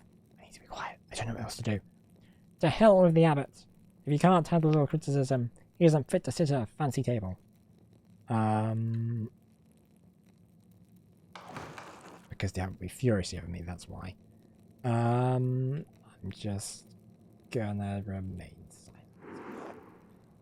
It's you, Andreas. Expected more of you. I forgot what the voice was. Enough! Lord Rothvogel, you are a guest and held in high esteem, but you have worn out my patience. You will not be discussing Luther's work with Andreas, Thomas, Matteo, or any older brother. Is that clear? I suppose, Father, it is your abbey, but you're taking too much offence at this, and you're far too afraid to change. Whether it's from Luther or someone else, reform is coming to the church. You had better accept it. What? Neither you nor Martin Luther dictate change to the Holy Church on their whim. This talk is beyond insulting. It's blasphemous. Outrageous. How dare you? I see. I have overstepped my bounds, and I suppose I have ruined everyone's supper. My apologies. In spite of this unpleasantness, I will make good on my manuscript payment and the donation of a copy of Historia Tessae. If you cannot accept what the future will bring, perhaps it's time for you to come to terms with your past. Well, no need to overstay my welcome.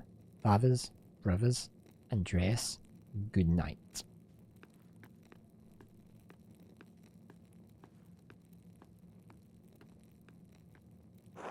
Well, that was awkward.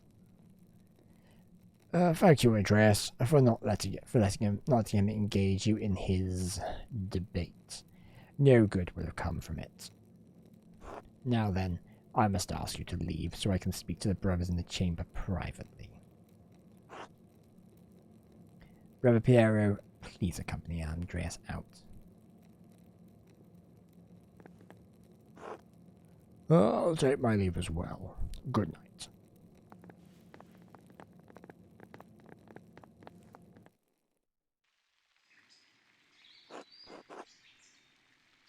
Don't worry about Father and the Baron. I'm sure I'll be fine by the morning.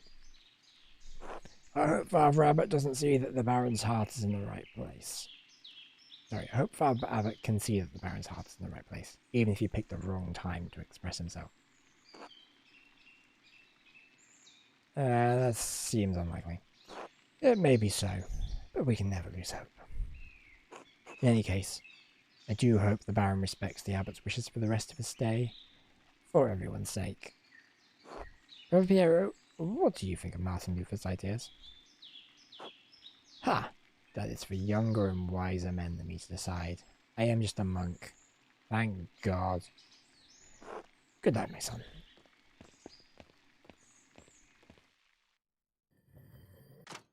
Sleep. I should get some sleep.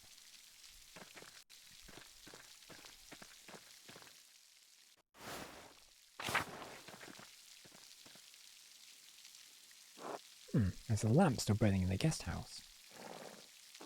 Lorenzo must still be awake. I wonder how he's doing. What was he thinking? He's a baron, but he couldn't have expected that to go well. Storm doesn't seem to be letting up anytime soon. I should get back to the Gertners. So I'm assuming Martin is still planning on, if he hasn't already, robbing the Baron. Which probably won't go well for him, and what the heck is that? It's a ghost. Oh, you're alright, Master Mailer. Did you see that in the aqueduct? The ghost? Maybe. It could be Roman, maybe even an old pagan. Won't be the first time people have seen ghosts around these parts. Interesting. Well, I think I found Urin's last sheep. I'm gonna head home. You take care, Master Mailer. You too.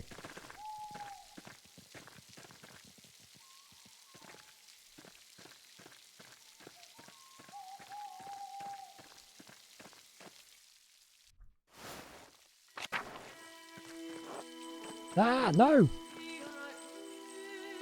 Pale horse! Pale horse! Still on the floor! Are you alright in there? Matins, Matins, the pale horse, death.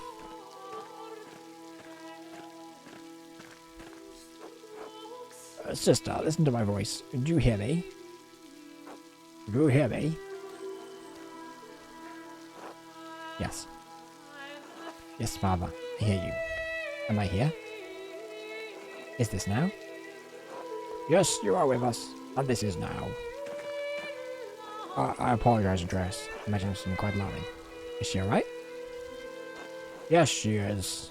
Yes, Sister Amelie is a mystic, gifted with visions when God sees fit to give her one. What? Some are more frightening than others. How long has she been here? She's been sealed in the cells next to the church for nearly 20 years now. What? If you came to Mass more often, you would see that I gave her communion through a window to her cell. Alright, just... I'm sorry I didn't go to Mass, dude. Jeez. Her cell? She is an anchoress, a religious hermit so devoted to God that she has enclosed herself in a cell next to the church. She is dead to the world, but continues a life of prayer and religious contemplation. And sometimes, ever so rarely, she receives great and terrible visions. Is she local to Tassing, or is she a nun in Kirsau? Neither. She came here from a Benedictine abbey in Lower Bavaria after it burned down. I am her confessor and her caretaker. Many anchoresses are not literate. I write down her visions to help interpret them. For all the monks and nuns at the Kirsau could read, even poor brother Voltbert. Thank you, Father Thomas. I must rest now. Of course, sister. She seems unhappy. She is not unhappy, but she is in pain, both physical and spiritual. I mean, I'm not a massive expert on what happiness is and isn't, but I don't think that you could say she's not unhappy if she's experiencing physical and spiritual pain. Her spiritual pain comes from her revelations. They come and go. I try to adjust them as best I can. The physical pain comes from a deformity in her spine and aching in her joints. I know of no cure for that, save prayer to the Almighty. Sister Amelie was saying she had a vision of death. Could someone be in danger? Oh no, don't trust to judgment. A vision is divine and powerful, but they could have many meanings. Some of her revelations take years to comprehend. Some may never be understood at all, as God wills it. Still, the argument at dinner was quite troubling. Perhaps it has cast a shadow over our thoughts. Now then, the good sister appears to have fallen back to sleep. I must prepare for bed myself. Good night, Andreas. Good night, Father. Oh, I think there's going to be a moida.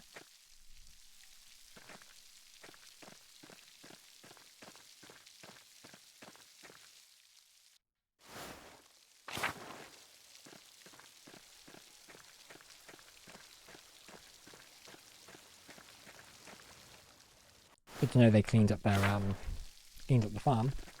Farm? Sheep? Whatever. Cleaned up the sheep, that's what I'd say. Jeez.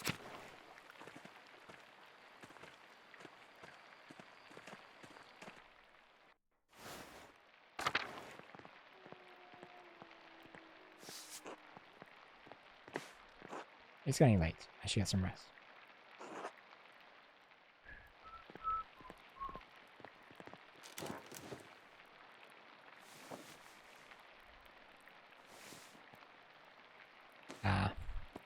It'll be a nice, peaceful night.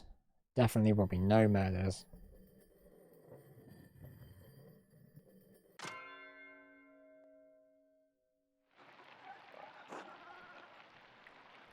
Time to get back to work.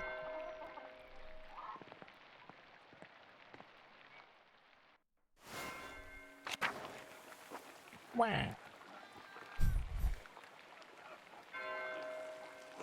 Shh. It's alright, Ursula. Good morning, do you need help with Ursula? No, a little crying won't hurt her. Besides, I think we've gotten almost all the leaks now. Ursula's my first child, and she's been a handful, but I think I have the hang of it now. Big York has been a godsend. He helped Christine with Eva when she was a baby. I never took you for a family man, Andreas. No, I'm not. Just want to be helpful. I appreciate the offer. You make a fine husband someday, Andreas. Ugh, on with the storm that's up. It's been going all morning. Lisa and Jorg are outside, trying to deal with the flooding as best they can. Is the farm in danger? There's always a danger of this much rain, but we've lived through worse. Whatever happens, it will be as God wills it. You must have faith in Providence and endure what is to come. Oh, I have some food for you.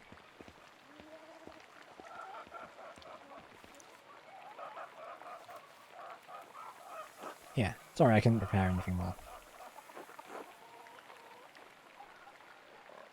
Didn't Arthur ask me to say hello? It's probably courting her.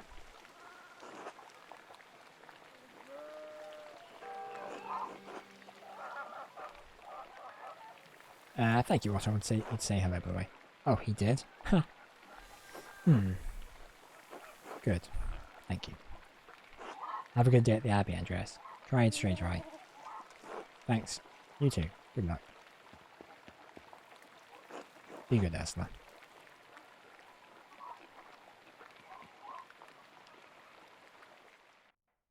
What?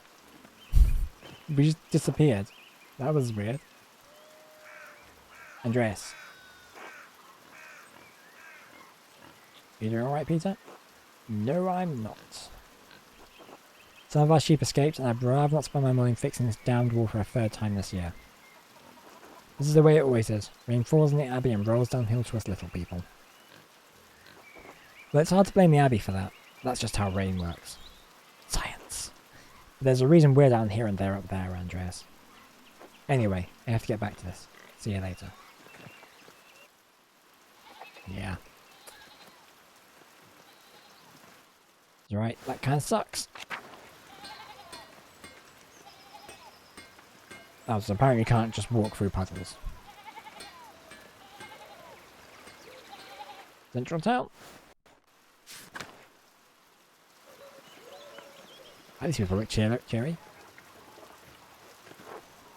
God be with you, Andreas. Seems like we have a good spring storm, though I hope it lets up soon.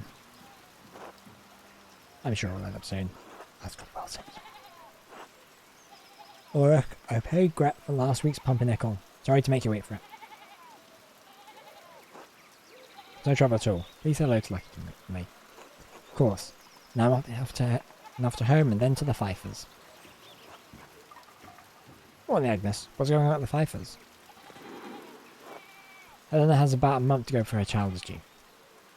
The last one was hard. He didn't make it, God rest his soul.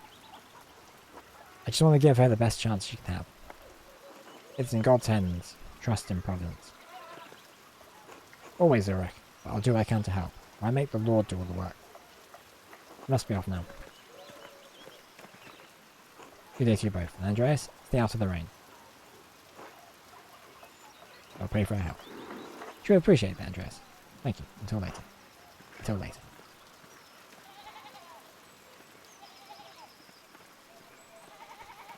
Kitty! You can pet the cat. 10 out of 10. Game of the year.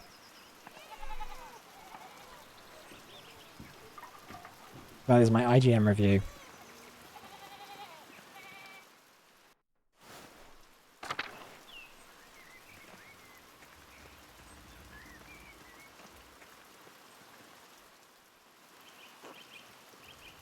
Father, I've said this before, but it isn't good that the water drains here so quickly. It's affecting the foundation. It needs to be looked at. I understand, but if you dig here, you may be disrupting the bodies decomposing in the yard. Of course. No, of course, Father. But they're going to be dug up again anyway. Yes, but why disturb them unnecessarily?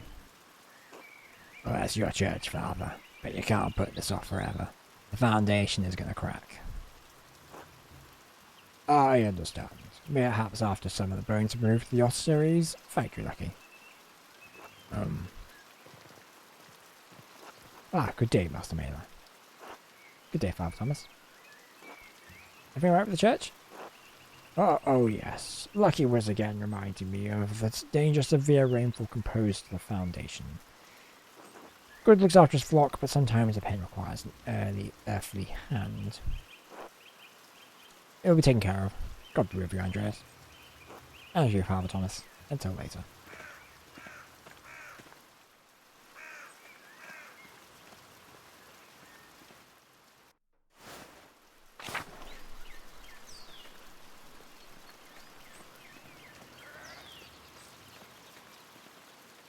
Martin?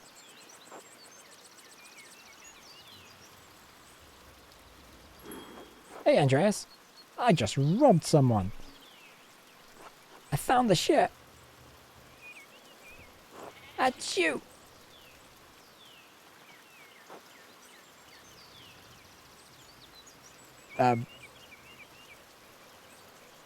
Alright. That's going to end well for him.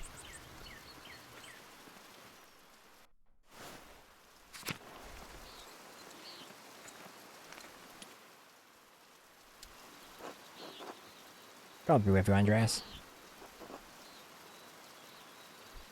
Just go with us, look at the rain. The weather is unfortunate, but the Baron's wife, Lady Salomia, will be arriving today. My lord intends to depart as soon as she arrives. I get the feeling the Baron does not like his wife. How long have they been married? 7 years now. She's a fine woman, a true lady. I was hoping to bid farewell to the Baron before he leaves. I'm sure he'd appreciate that. He spoke highly of you before he went to bed. He was disappointed that you didn't debate him at supper, but he understands that you didn't want to anger the abbot.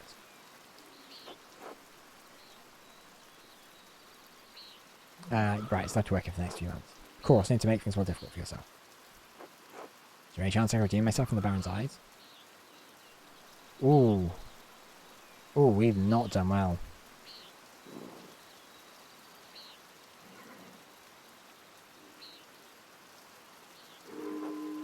Perhaps not on this occasion. I believe you maybe have offended the Baron in some other way as well. Some way? Or some ways. I would not fret too much about it, Master Mayor. He is a forgiving man. Where is your master gone then? We went for a walk early in the morning. Didn't say when he'd be back. Hope he returns soon. Rain staring everything to mud. My lord might surprise you, Andreas. You never mind getting mud in his boots. Of course, I'm the one who has to clean them. Well, I apologize for taking so much time of your time. One other thing before you go. Did you see a short, so-looking young man in a hat on your way up this morning? That can only be Martin Bauer. I might have gone with Solon or Winnie, but that's him. He ran past me in the meadow as I was walking up the hill. He seemed in quite a hurry. Ah. Well, that would explain my lord's missing rings. Ooh. Selling and frowns. I went to pack the Baron's things and they were missing.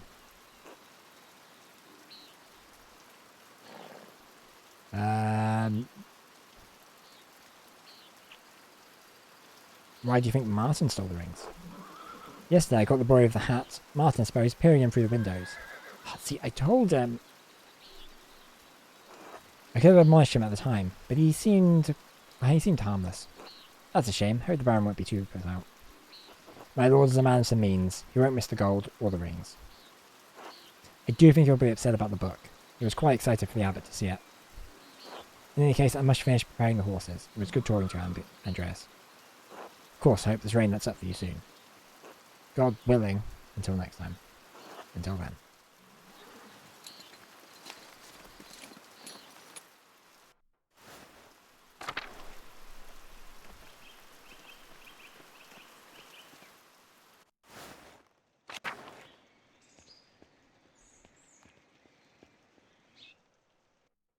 I mean, obviously we know nothing about Martin trying to steal some stuff from the Baron. Completely alien to us.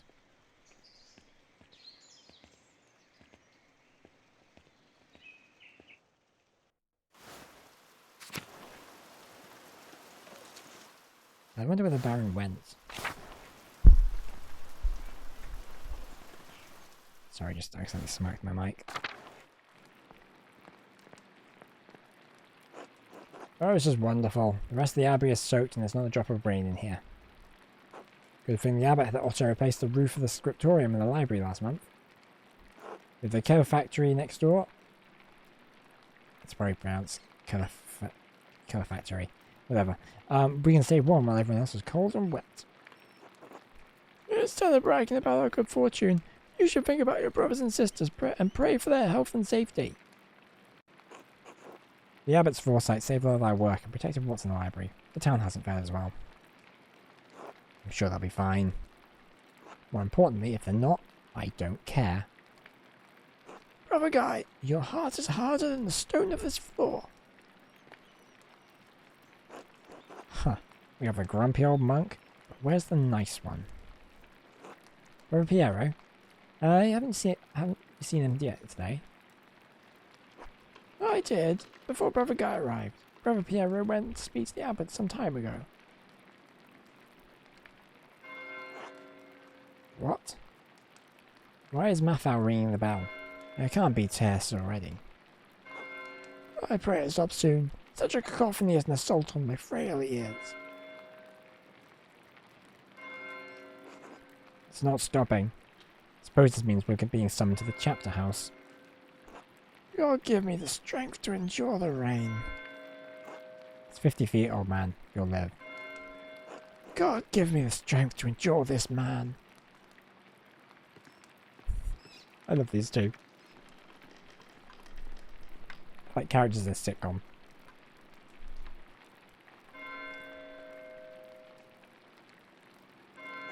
It's still not stopping. What's going on? This can't be because of the storm.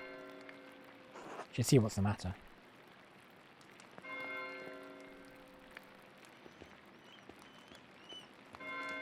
Have there been a crime?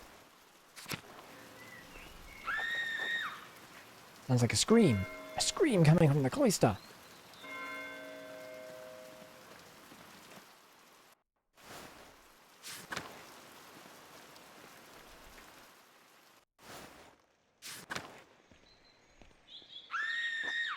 Coming from just down the hall. Maybe the chapter house.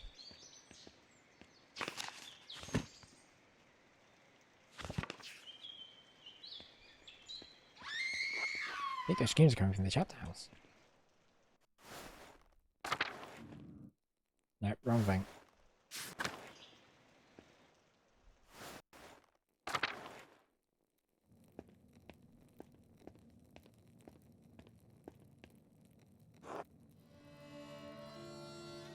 What has happened? I think it's the Baron. He's been hurt.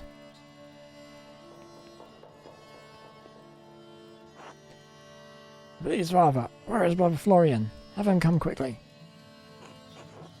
Be silent, brother. Brother Florian, if you please.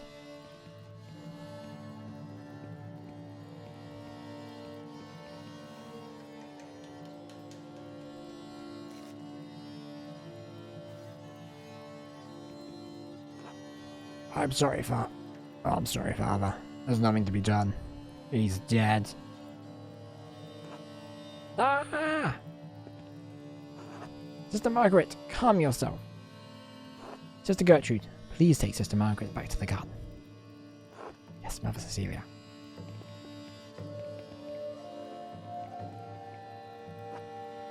God protect us. The Baron was a friend of the Prince Bishop of Freising. Why is he so worried about the Prince Bishop? This abbey is odd in more than one way. Its existence offends some in the church. I just point out, I quite like the skeleton in the background. Like,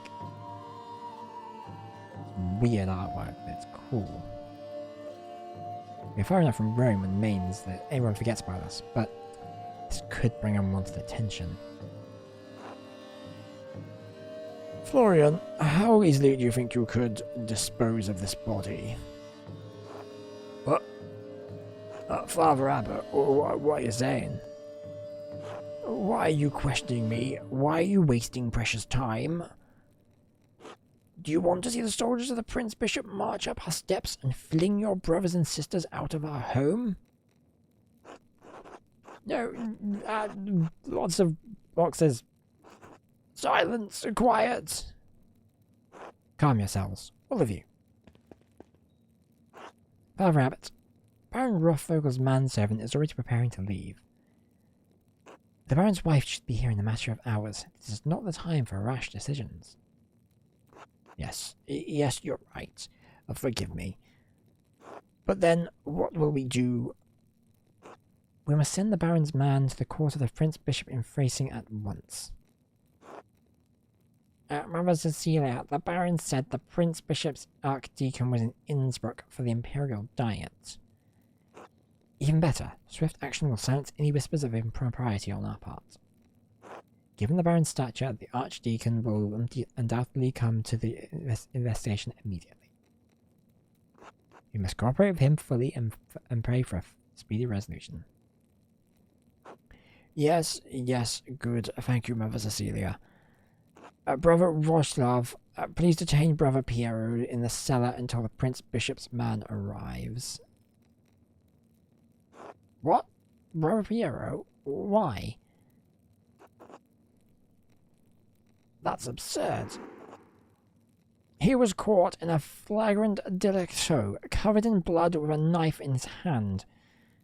Father, do you really believe that Brother Piero is capable of such a foul deed? Yes, capable enough when motivated by anger. I had no anger against the Baron, Father Abbot. I simply came across him like this. No anger, not even for insulting your work and forcing us to give it to Andreas. That is a really flimsy reason for murder. Like, proper pettiness. This is not a subject for debate. When the Prince Bishop's man arrives, we must not be empty-handed.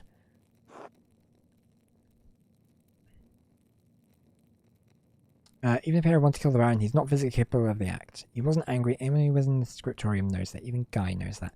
I think we should be more rational about it.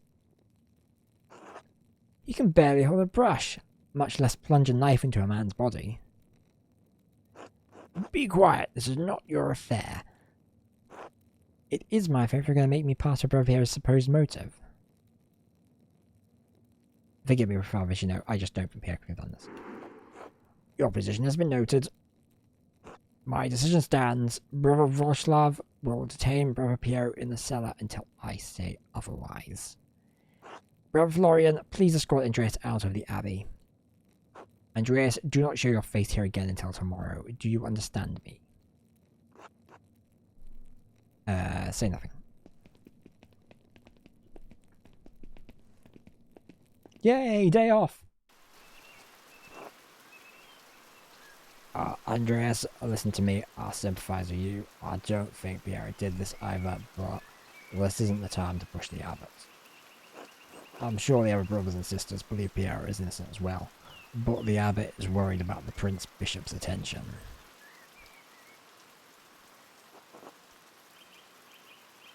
If you have any recommendations, I'd love to hear them. It's love to do something. I can't let Pierre die for something he didn't do. Yeah, go for that. I appreciate your passion, but if you pursue this indelicately, you could make matters worse.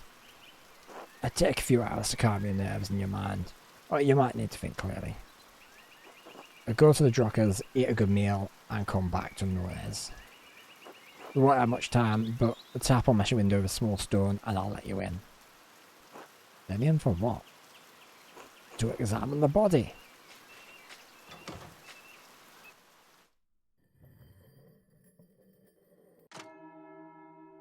"2 days, 2 hours remain. Should follow Florian's advice and go to the Drockers. Hopefully it'll clear my head. Let's go get drunk!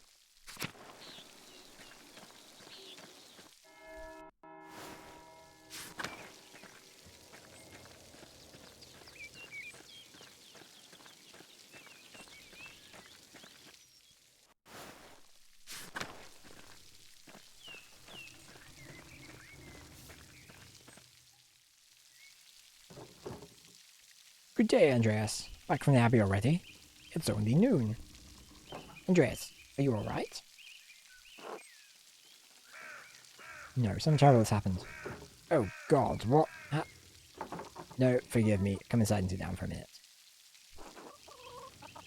If it's not an imposition, I appreciate a moment's rest. Not an imposition at all. My friends are always welcome in my home. Besides, I could use your opinion on something.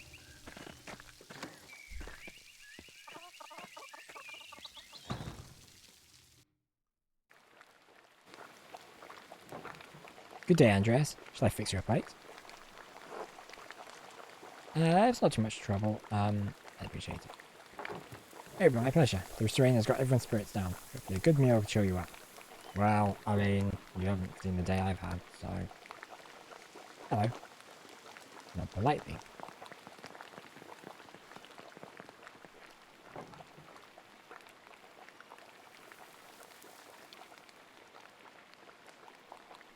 I'm gonna do a new run of Till Spiegel.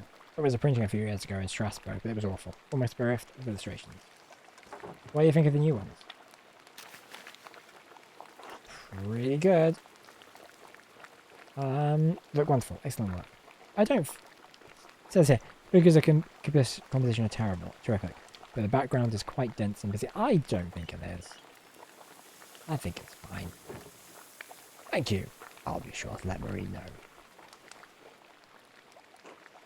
Are these her woodcuts? They are. The drawings are mine, but she did the woodblock cuts.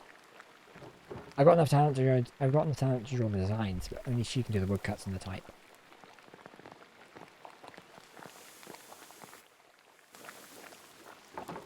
Bless us, O Lord, and these your gifts which we are about to receive from your bounty. Through Christ our Lord. Amen. Amen. Amen. I'm hungry. God, Bertolt has such a smirk on his face. Just look at this guy. Look at him.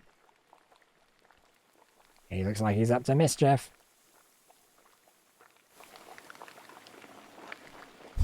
Amen. Andreas, what were the bells for at the Abbey? They were sounding for a long time.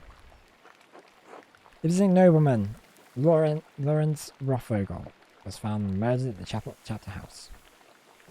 God in heaven! He just rode by here yesterday. Yes, and it gets worse. One of the elderly brothers I work for the scriptorium, Pierre, was accused of the crime. That's awful. A murder in Kirsau? How could the monk do such a thing? I'm sorry, Andreas. The Baron seemed like an interesting man, and I'd known he's been a patron of the Abbey for years. How did he die? Could it have been an accident? Unless he just slipped and fell on a knife. That's... And what does the Abbot really believe that Brother Pierre killed him? You've always spoken of him in the kindest terms.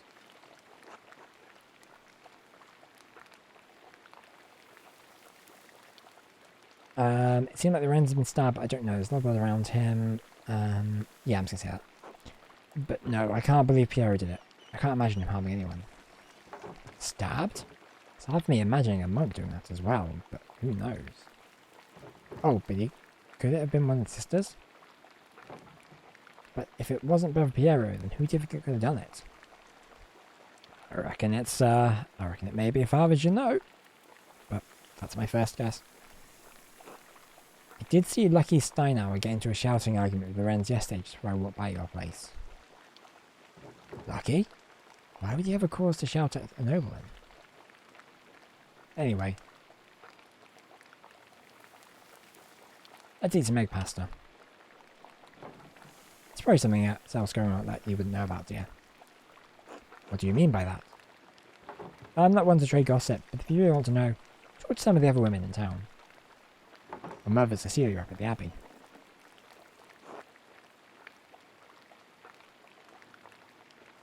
Not thoughtfully. Oh, there's no need for that, Marie.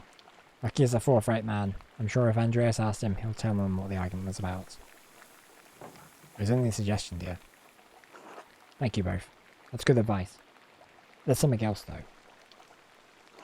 When the Wrens and I were walking through the meadow, the widow Kempen came out of the woods and... Yes? Well, she cursed him.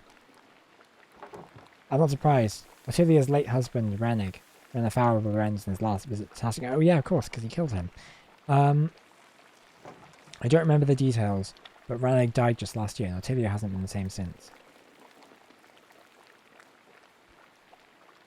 Let's have some farmer's bread. She was always an old bitch, even before she was old. Klaus, that's enough. She had to deal with her job's lot in life. And now she lives all alone at the edge of the woods. There are rumours she's going to lose her property soon. I do pity her, even if she is a bitter woman. There should be some exception in the law for her to inherit. Well, we're not legally something law stuff. Did she really come from a wealthy family? She did, in fact. Wealthier than Rennigs, anyway. If the land they lived on was part of her dowry, they could make a case to lay claim on it or property of greater value. Well, well, well. Are you a lawyer, Andreas? Enough about Tilia. Is there anyone else you think may have done it? I don't know if he has any other intent, but Prior Ferennic has been acting strangely since the day Lorenz arrived. That's true. Perhaps an academic disagreement. I know they're both avid readers, both of classics and new works. At his last visit, the Baron bought a book on astronomy from me. I know the Prior has some similar interests. Would the Prior kill someone over simple disagreements? It's not that outlandish. When I was at university, I saw men throw punches over small academic concerns. Granted, I was very drunk at the time, but I think that's what the argument was about. What is an opinion for some testament of faith for others, and worth killing for? That may be so, but I've never seen that sort of anger at Prior Ferennic. Not even when Jeannot was made abbot instead of him. Afterward, he seemed bitter but never violent. That just doesn't seem part of his character. So, Lucky, the widow, and the Abbey Prior. Anyone else? There was something strange when we approached the Abbey together. Mother Cecilia was outside with some of the sisters. Mother Cecilia scowled and took the nuns inside without saying a word. Sounds like they have a history, at least.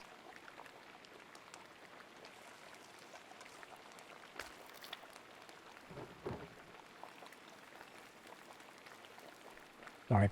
I do not know Mother Cecilia personally, but I've never heard anyone speak badly of her. If she had good cause to dislike the Baron, I must believe she had good reason. Well, Andreas, it sounds like there's a lot to look into. Thank you for talking to me. I was feeling overwhelmed. Thank you for taking care. It's helped me understand how I can help Piero. You're always welcome here, Andreas. Anytime.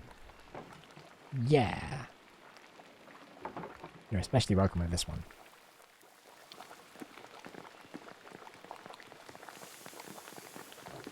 God be with you, Andreas. Thank you. God be with you.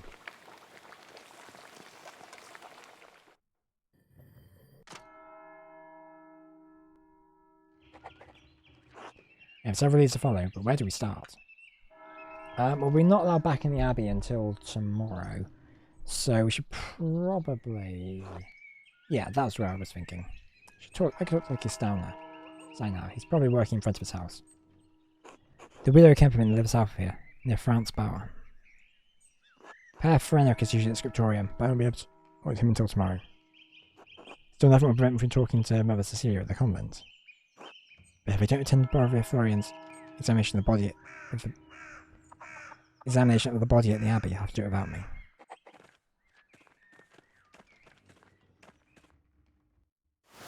Right, so that's gonna have to happen tomorrow. Hang on. Just having a look at the, our journal, what we need to do.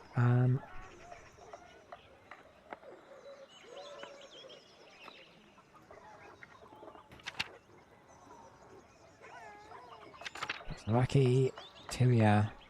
We can do those two today, and then the other ones we can do tomorrow.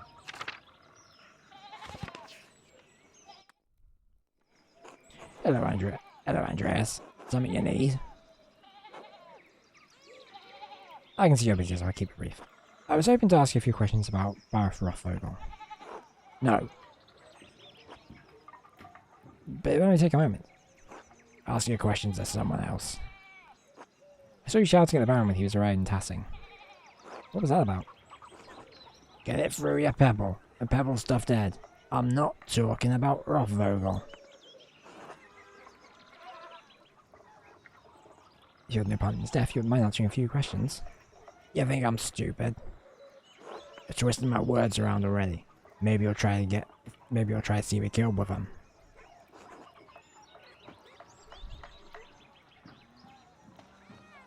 Like he already told me he didn't want to talk about Lorenz. But it's clear they argued over something. Something important. Lucky wouldn't be so hostile. Lucky is known to be an honest man. Maybe I can push him just a little further.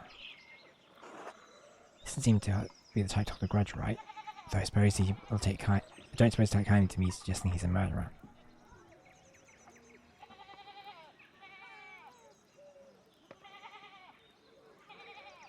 Talking about it makes him angry. Makes you angry. And you don't strike me as an angry man quick to anger.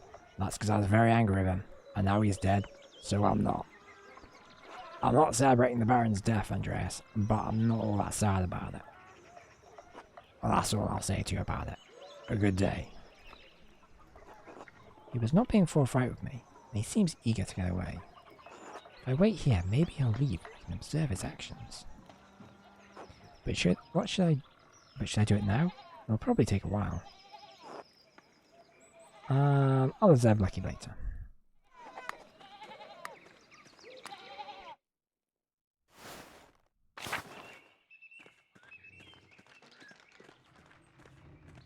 Hang on.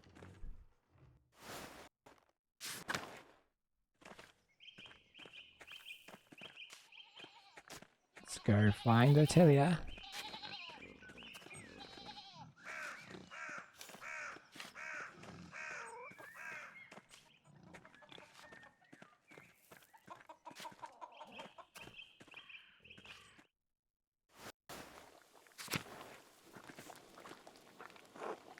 Well, if it isn't the Rotten Baron's new best friend.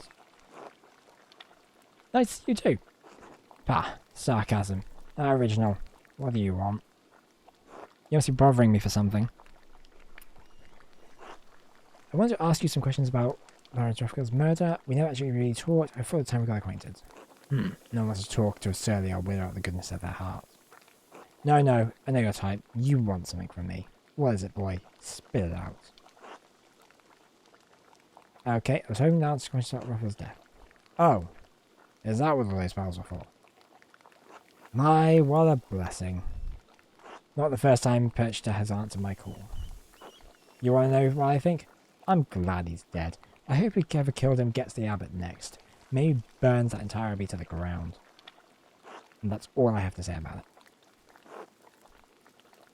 it. What did I do to anyway? Well, I just tell you, boy, I don't have anything else to say on the matter. Life of an innocent man is at stake. One of the elderly brothers. Can you spare a few minutes? You think I care about what happens to some old monk? Idiot.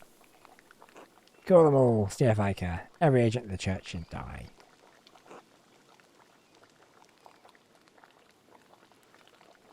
Kind of like him asking that, but...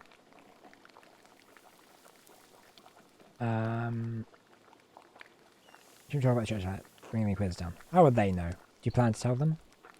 I don't give a shit about the town. Cowards and assholes. All of you. Sure you remember the witch trials. And you pretend you do? I bet you weren't a twinkle in a wretch of a father's eye in 1485. Alas, that would be 7 years before my birth. You are correct. Thought as much. Handsome twig of a boy like you. Can't have much more than 20 years on you. 26 in fact. And I'll thank you for the compliment. I wasn't complimenting... Oh, you wretch. Go on, leave no one alone. I have nothing to say about the Baron that I haven't already said. May he writhe and burn in hell. Where is anger coming from? Somebody can help with it? No! Well, maybe. Don't suppose any of those skinny arms of yours can hold more than a paintbrush. Not as strong as Otto, but I can lift things in which I place that's what we need. Not often someone offers to help out all Ottilia. Fine. Do some things for me, maybe it'll jog my memory. It's going to take a while. Lots of things have been building up. Things I'm too old to do. You got some place to be? I do, but I'll be back later to help. Sure you will. That's what they always say. Don't let the door hit your ass on the way out.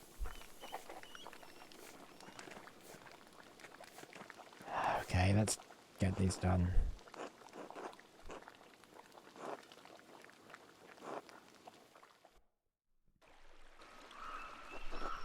I need to collect some firewood, but I haven't had them able to muster the energy. Give us some sticks then. No questions. Good.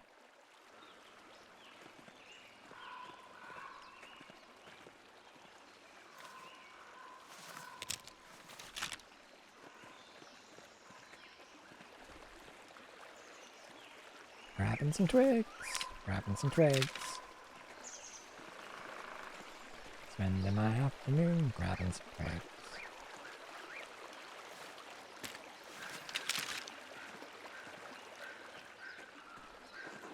Don't leave any branches. I'm going to need every last one to stay off the cold in these old bones.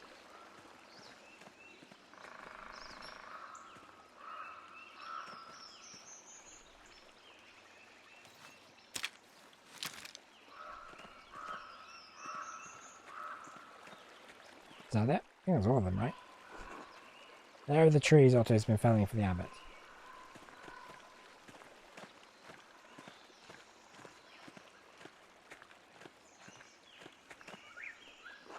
Break off that branch, the big one.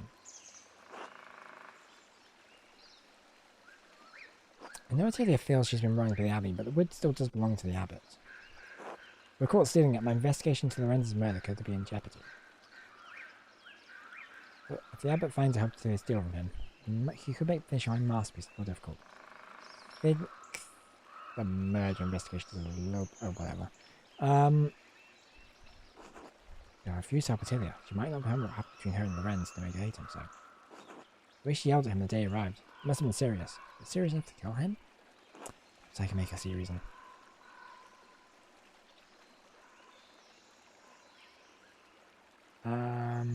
It's technically approaching us here, it's wrong. I think the abbey doesn't steal from us. Fair enough. People who were tassing were here before the abbey was. This forest is ours. It's because some piece of paper somewhere says the land belongs to the church. We can't use it. People who care for it.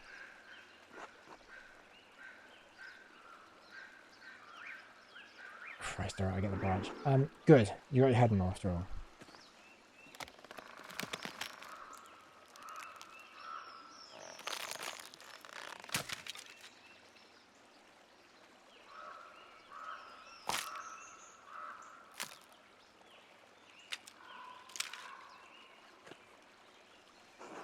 Eat shit, je know.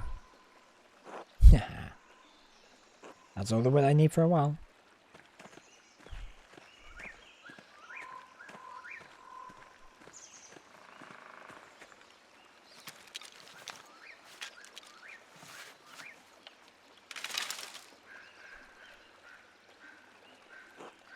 I can't use all these sticks, they're too big. You need to break them down for me. For a common aid, you certainly have the mien of a noble woman. Sure, break sticks. Got it. I need the right side at a certain length, so break them and forget the leftover scrap. Where should I break them? I'll know it when I see it. Now get snapping, boy.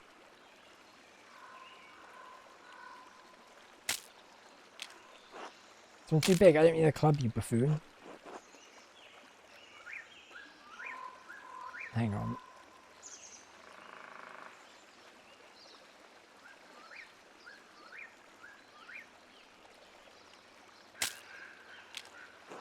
It's too big, you're not listening at all.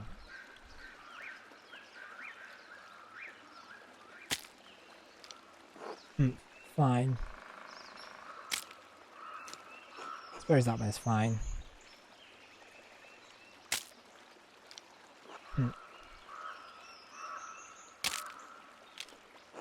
It's too small and frail, just like you, Mela.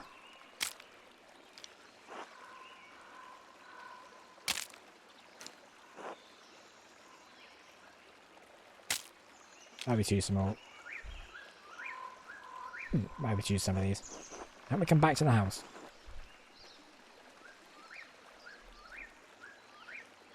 Of course, lead on.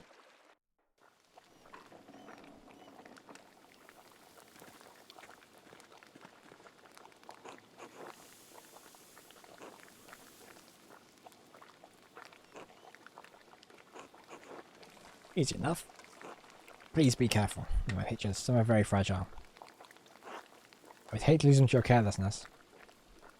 Unfortunately for you, carelessness is my middle name.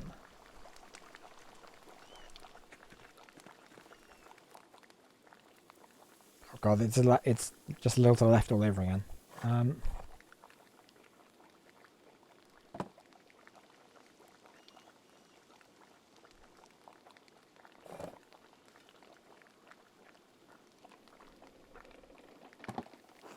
You can hang these papers on the table? I can't reach.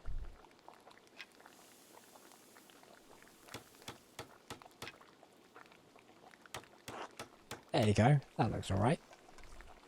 Thank you for hanging those. Just one more thing. Remove the cross. Sure about that? Don't you gainsay me, boy. Yeah, alright.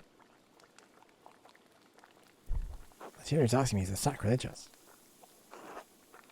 She could be forced to face the church inquisitor if someone found out. I might as well simply raiding her. It's a one-all cross and grace the home of her husband. If I destroy it, she might regret it later. That would not speak well to my character, or Attilia's, when the Archdeacon comes to her case against Piero. You're right. To be able to help Piero if my reputation is poor. If I anger her, I might miss out on some information about Lorenzo's death. Perhaps I can convince her to put it somewhere out of sight, so it won't torment her. That might be enough. What do you plan to do with the cross? Destroy it, of course. The church never did anything for me and nearly took nearly all I had. Why should I be made to venerate for it? What did the church take from you? What does it matter to you? Just take the thing down like I asked. Perhaps I can just move the cross where you can't see it. I understand you're angry and hurting now, but you might regret later destroying it. It's such a nice cross made from nice wood. I don't give a shit where it's from. Pa, if you won't remove the cross, then you're useless to me. So about that murder. Leave the document. I need you to read it. The words too small for my old eyes and reading's not so good. Why would you like me more, Italia? Of that I have no doubt. Assuming she didn't mean for me to hang this note. Remember your husband, the pain he carried, like Job. The red bird flies. Latin's chapter. Where did this notice come from, Atilia? No idea. Found it on the table last night. Maybe some scrap from a book that Rannig liked. Can barely read it. The writing's too fancy. Keep it if you want. It means something to me. Is it a clue? Let me see here. Standard introduction. This document shows, etc., etc. Here we are, the meat of the document. It says, oh. Due to the recent death of Rannig Kemper, his lack of heirs to inherit, your inability to pay fees on the land, your property is forfeit to the church. Oh, okay, so that explains what they took from it.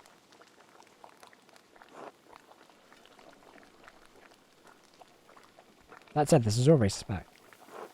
There are questionable assertions in here. Do you have any documentation on Rannig's lease agreement with the Abbey? No, never seen anything like that. I didn't think the lease was with Rannig. My family has lived here for over 100 years. That's true, it's quite likely the lease is with one of your father's ancestors, not Rannig. If that lease allows a partition of the land, you would have the ability to allow others to farm here in exchange for payments to you. Pfft, John and Franz Bauer would never would. They would want this land for themselves.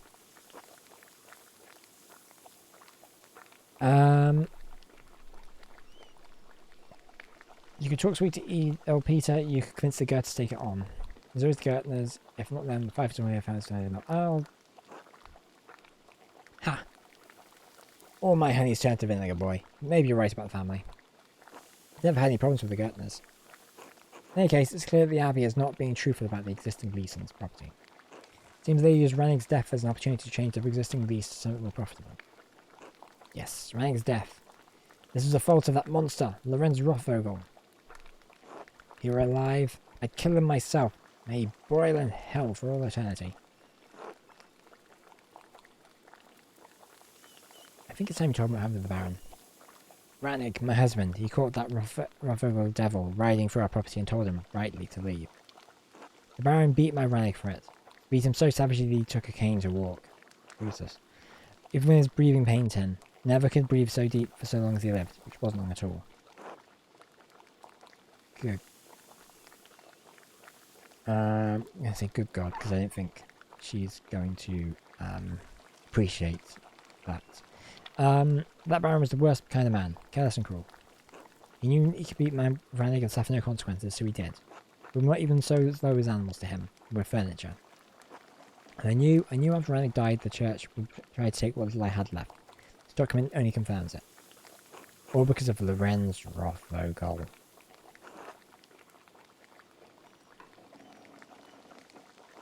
Since Rannick left, I'm just waiting to die. Why should I have to go on living when he's gone? He has not even been dead a year. I hoped I would follow him before the church came for what was left of our life.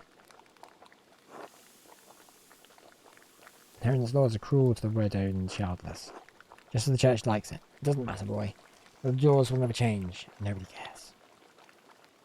You know, that's a pretty compelling reason for you to have killed him. You said yourself you'd do it if you could. You say you haven't already. Finally, some honesty from you. This was the real purpose of your visit all along. I mean, yeah. Was that not obvious? I'm an old woman, Andreas. Even walking from my bed to the door pains me. How could I kill a man in his prime? Not that it matters. I'm sure I'll take the blame for it anyway. Just like I'm blamed for every running nose and thrown horseshoe around here. The people in town can't wait for me to die. The Abbey vultures hate me for my contempt to them.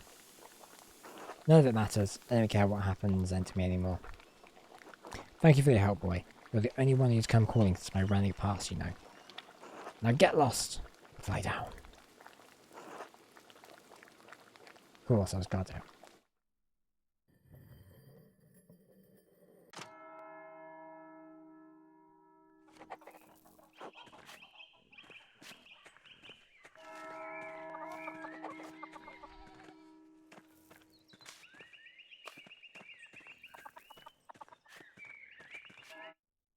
You go to the truckers.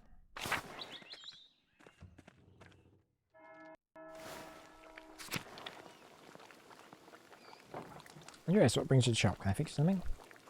Yeah, I love your king. Maybe perhaps another time.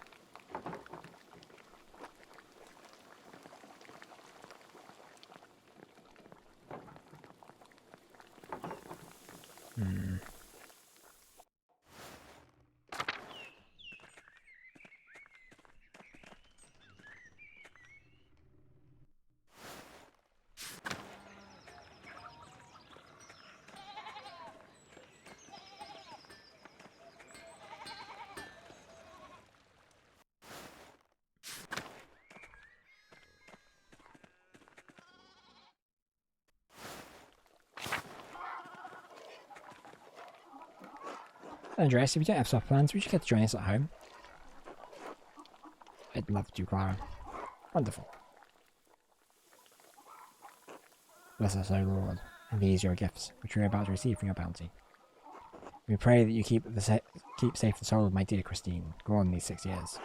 She is missed at this table by her husband and children, but we take comfort that she will be with you in paradise. Through Christ, our Lord. Amen. Amen, amen, etc., etc.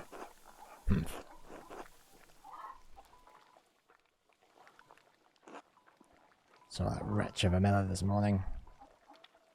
Bastard had the gall to raise his hand to me in greeting. Should have spat at his feet.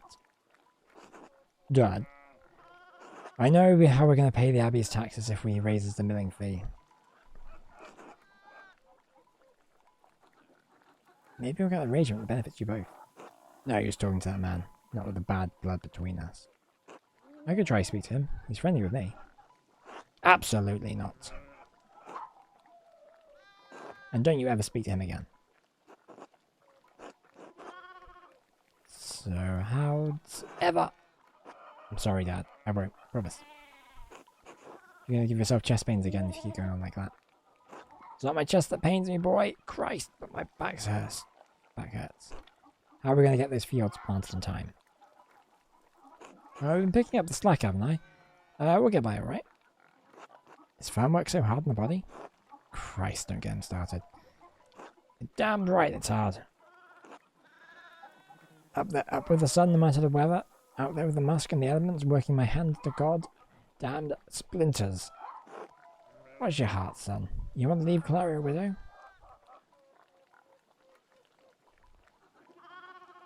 Eat the bread. Why don't you go see Agnes Steiner and got the balm for your back? I don't want goddamn women's medicine. Dad, we have a guest. If Agnes's medicine is good enough for me and Clara, I don't see why it can't help you as well too. Agnes once gave me the tincture for an upset stomach that was quite helpful. If it's Agnes you've got a problem with, Dad, why don't you go see Dr. Stoltz instead? Stoltz is even worse! Charge you as much as a miller with all the kindness of the horseman of the plague. Pain will pass, I'll just pass through just as I always have. Stubborn boy. Why don't you talk to that old soldier up at the Abbey? What's his name? Florian? Florian, yes, it was a tip of my tongue. Since when are you so fond of the Abbey, Peter? Florian might still live at the Abbey, but he's a soldier still. Only one worth talking to now Father Matthias has passed. So Florian is a soldier. That means he definitely would be able to... capable of wielding a knife. When was that? A few months ago. 54 or 55 months, I believe. Ah, young minds. Couple of years, couple of months. Get to my age. There's no different anymore. Matthias, as you know, he was impressed by my age. I thought I must have been blessed by the Lord.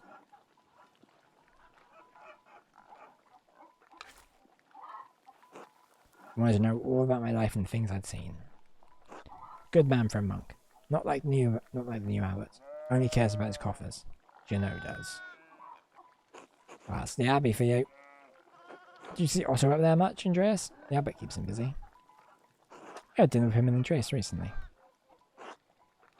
He was working on some repairs to the Abbot's house. Do you know at the Abbey have a hello for me? York. What, Clara? I'm really curious. No, York. No one had a hello for you. You're expecting one? So that I talked to one of the sisters last times. Is Dina? I was wondering if she, you know... Forget it. It was stupid anyway. Aww. You don't often get meals with you, Andreas. Pestering folks around town with questions like you do. You want to know anything about the town?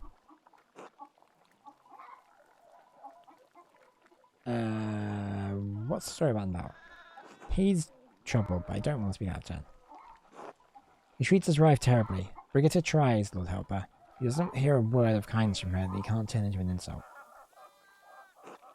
He's a lazy little thief with no morals and a wretched disposition, if you ask me. Doesn't get it from nowhere. What do you mean? His dad's an arsehole. That's hardly an excuse. Fine, Dad. Don't you take that tone with your father, York. Fine, Grandad. God damn it, York! All the shouting is making Ursula restless. Let's finish our meal in peace. Alright. Sorry, yes, sir.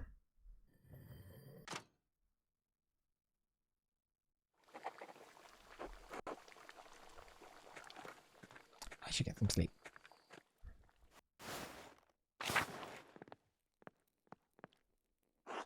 Letter from Florian? Looks like there's a note inside. Andreas? I waited for you as long as I could, but I had to run the examination without you. Oh, shit. I forgot something. The procedure was a bit rushed. It's possible I missed something, but I couldn't find a definitive sign of death. I have no choice but to report that the most likely cause is that the Baron was killed with his own knife. I did find this note in the Baron's clothing. It was partially soaked with his blood, so I haven't opened it. You're no stranger to delicate parchment, so I'm sure you can manage it better than I. I hope this gives you something to work with. I'm sorry I couldn't be of more help. Alright, let's take a look at this note. The girl who died, and the innocent with her. 19th chapter. What girl? What innocent? Seems like the note was trying to get the Baron to come to the chapter house. It's the exact same book and ink colour on the other note I found. Starting to think the Baron's murder was orchestrated by someone else entirely. So I manipulated the Baron and his killer into meeting into the chapter house in the dead of night. It's hardly a reassuring development.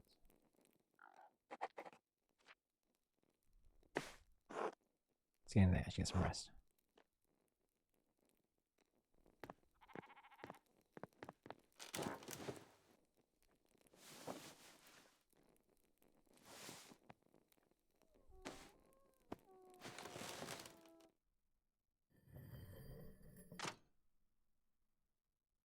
In the dead of the night. Something stirs. And, good more. Oh, it's not morning. It's the middle of the night, Ursula. What are you doing up here? Would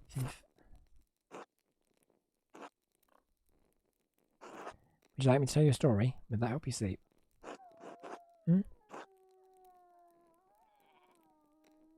Have you heard the story of the cat in the cradle? Far up north, in Flanders, where Lenhard's mill came from, is a town by the sea. 100 years ago, there was a great flood there on the feast of Saint Elizabeth. You know how mad your dad gets when the water comes through your farm? Well, it was like that, but much worse. If your dad saw Saint Elizabeth's flood, he'd probably lose all his hair on the spot. The waters rose so high that everyone had to leave their town. Many families lost their homes. When the flood waters went down, the townsfolk went to look for survivors. Would you believe that they saw a baby's cradle floating in the water? I know, it's strange credulity, but it's about to get even stranger. There was a cat on the cradle. It was jumping back and forth to keep the waves from getting in. The townsfolk couldn't believe it, so they slowly rowed their way out of the cradle. And when they looked inside, what did they see but a tiny baby? Warm and... Anyway, that's why they named the town Kinderjik. Makes more sense if you know Dutch.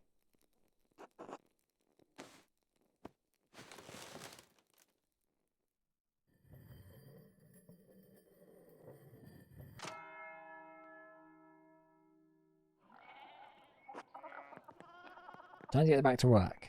And speaking of getting back to work, I think we're going to end it there. So I think that's going to be it for today. We will come back, we will get the rest of our evidence next time on stream, and perhaps crack the case and solve the murder. I don't know if it's like the whole thing is one murder, if there's multiple crimes or whatever as the game goes on. It's kind of like trapped. I think it's because it's chapter based. It's probably going to be more than one. But anyway, so we will carry on with that next time. So thanks for joining me for this stream today. It's been a really cool game. This is a really cool game. I really like it, actually. Very text heavy, so it's really been done a number on my voice, which is fine. I kind of expected it. But yeah, but it's interesting. It's fascinating. I think we're really only scratching the surface of what this game is and what we're going to be doing.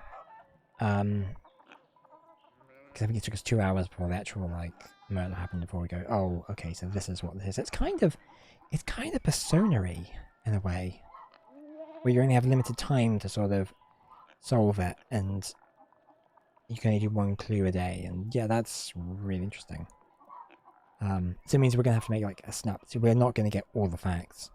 I think we're gonna have to get answers quickly and make an assumption. Well, not making an assumption, make an educated guess, I think. So it's going to be interesting when that happens.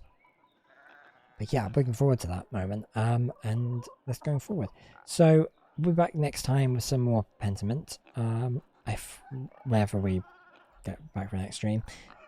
So if I didn't see you before, you have a good weekend. I hope you have a good rest of your week.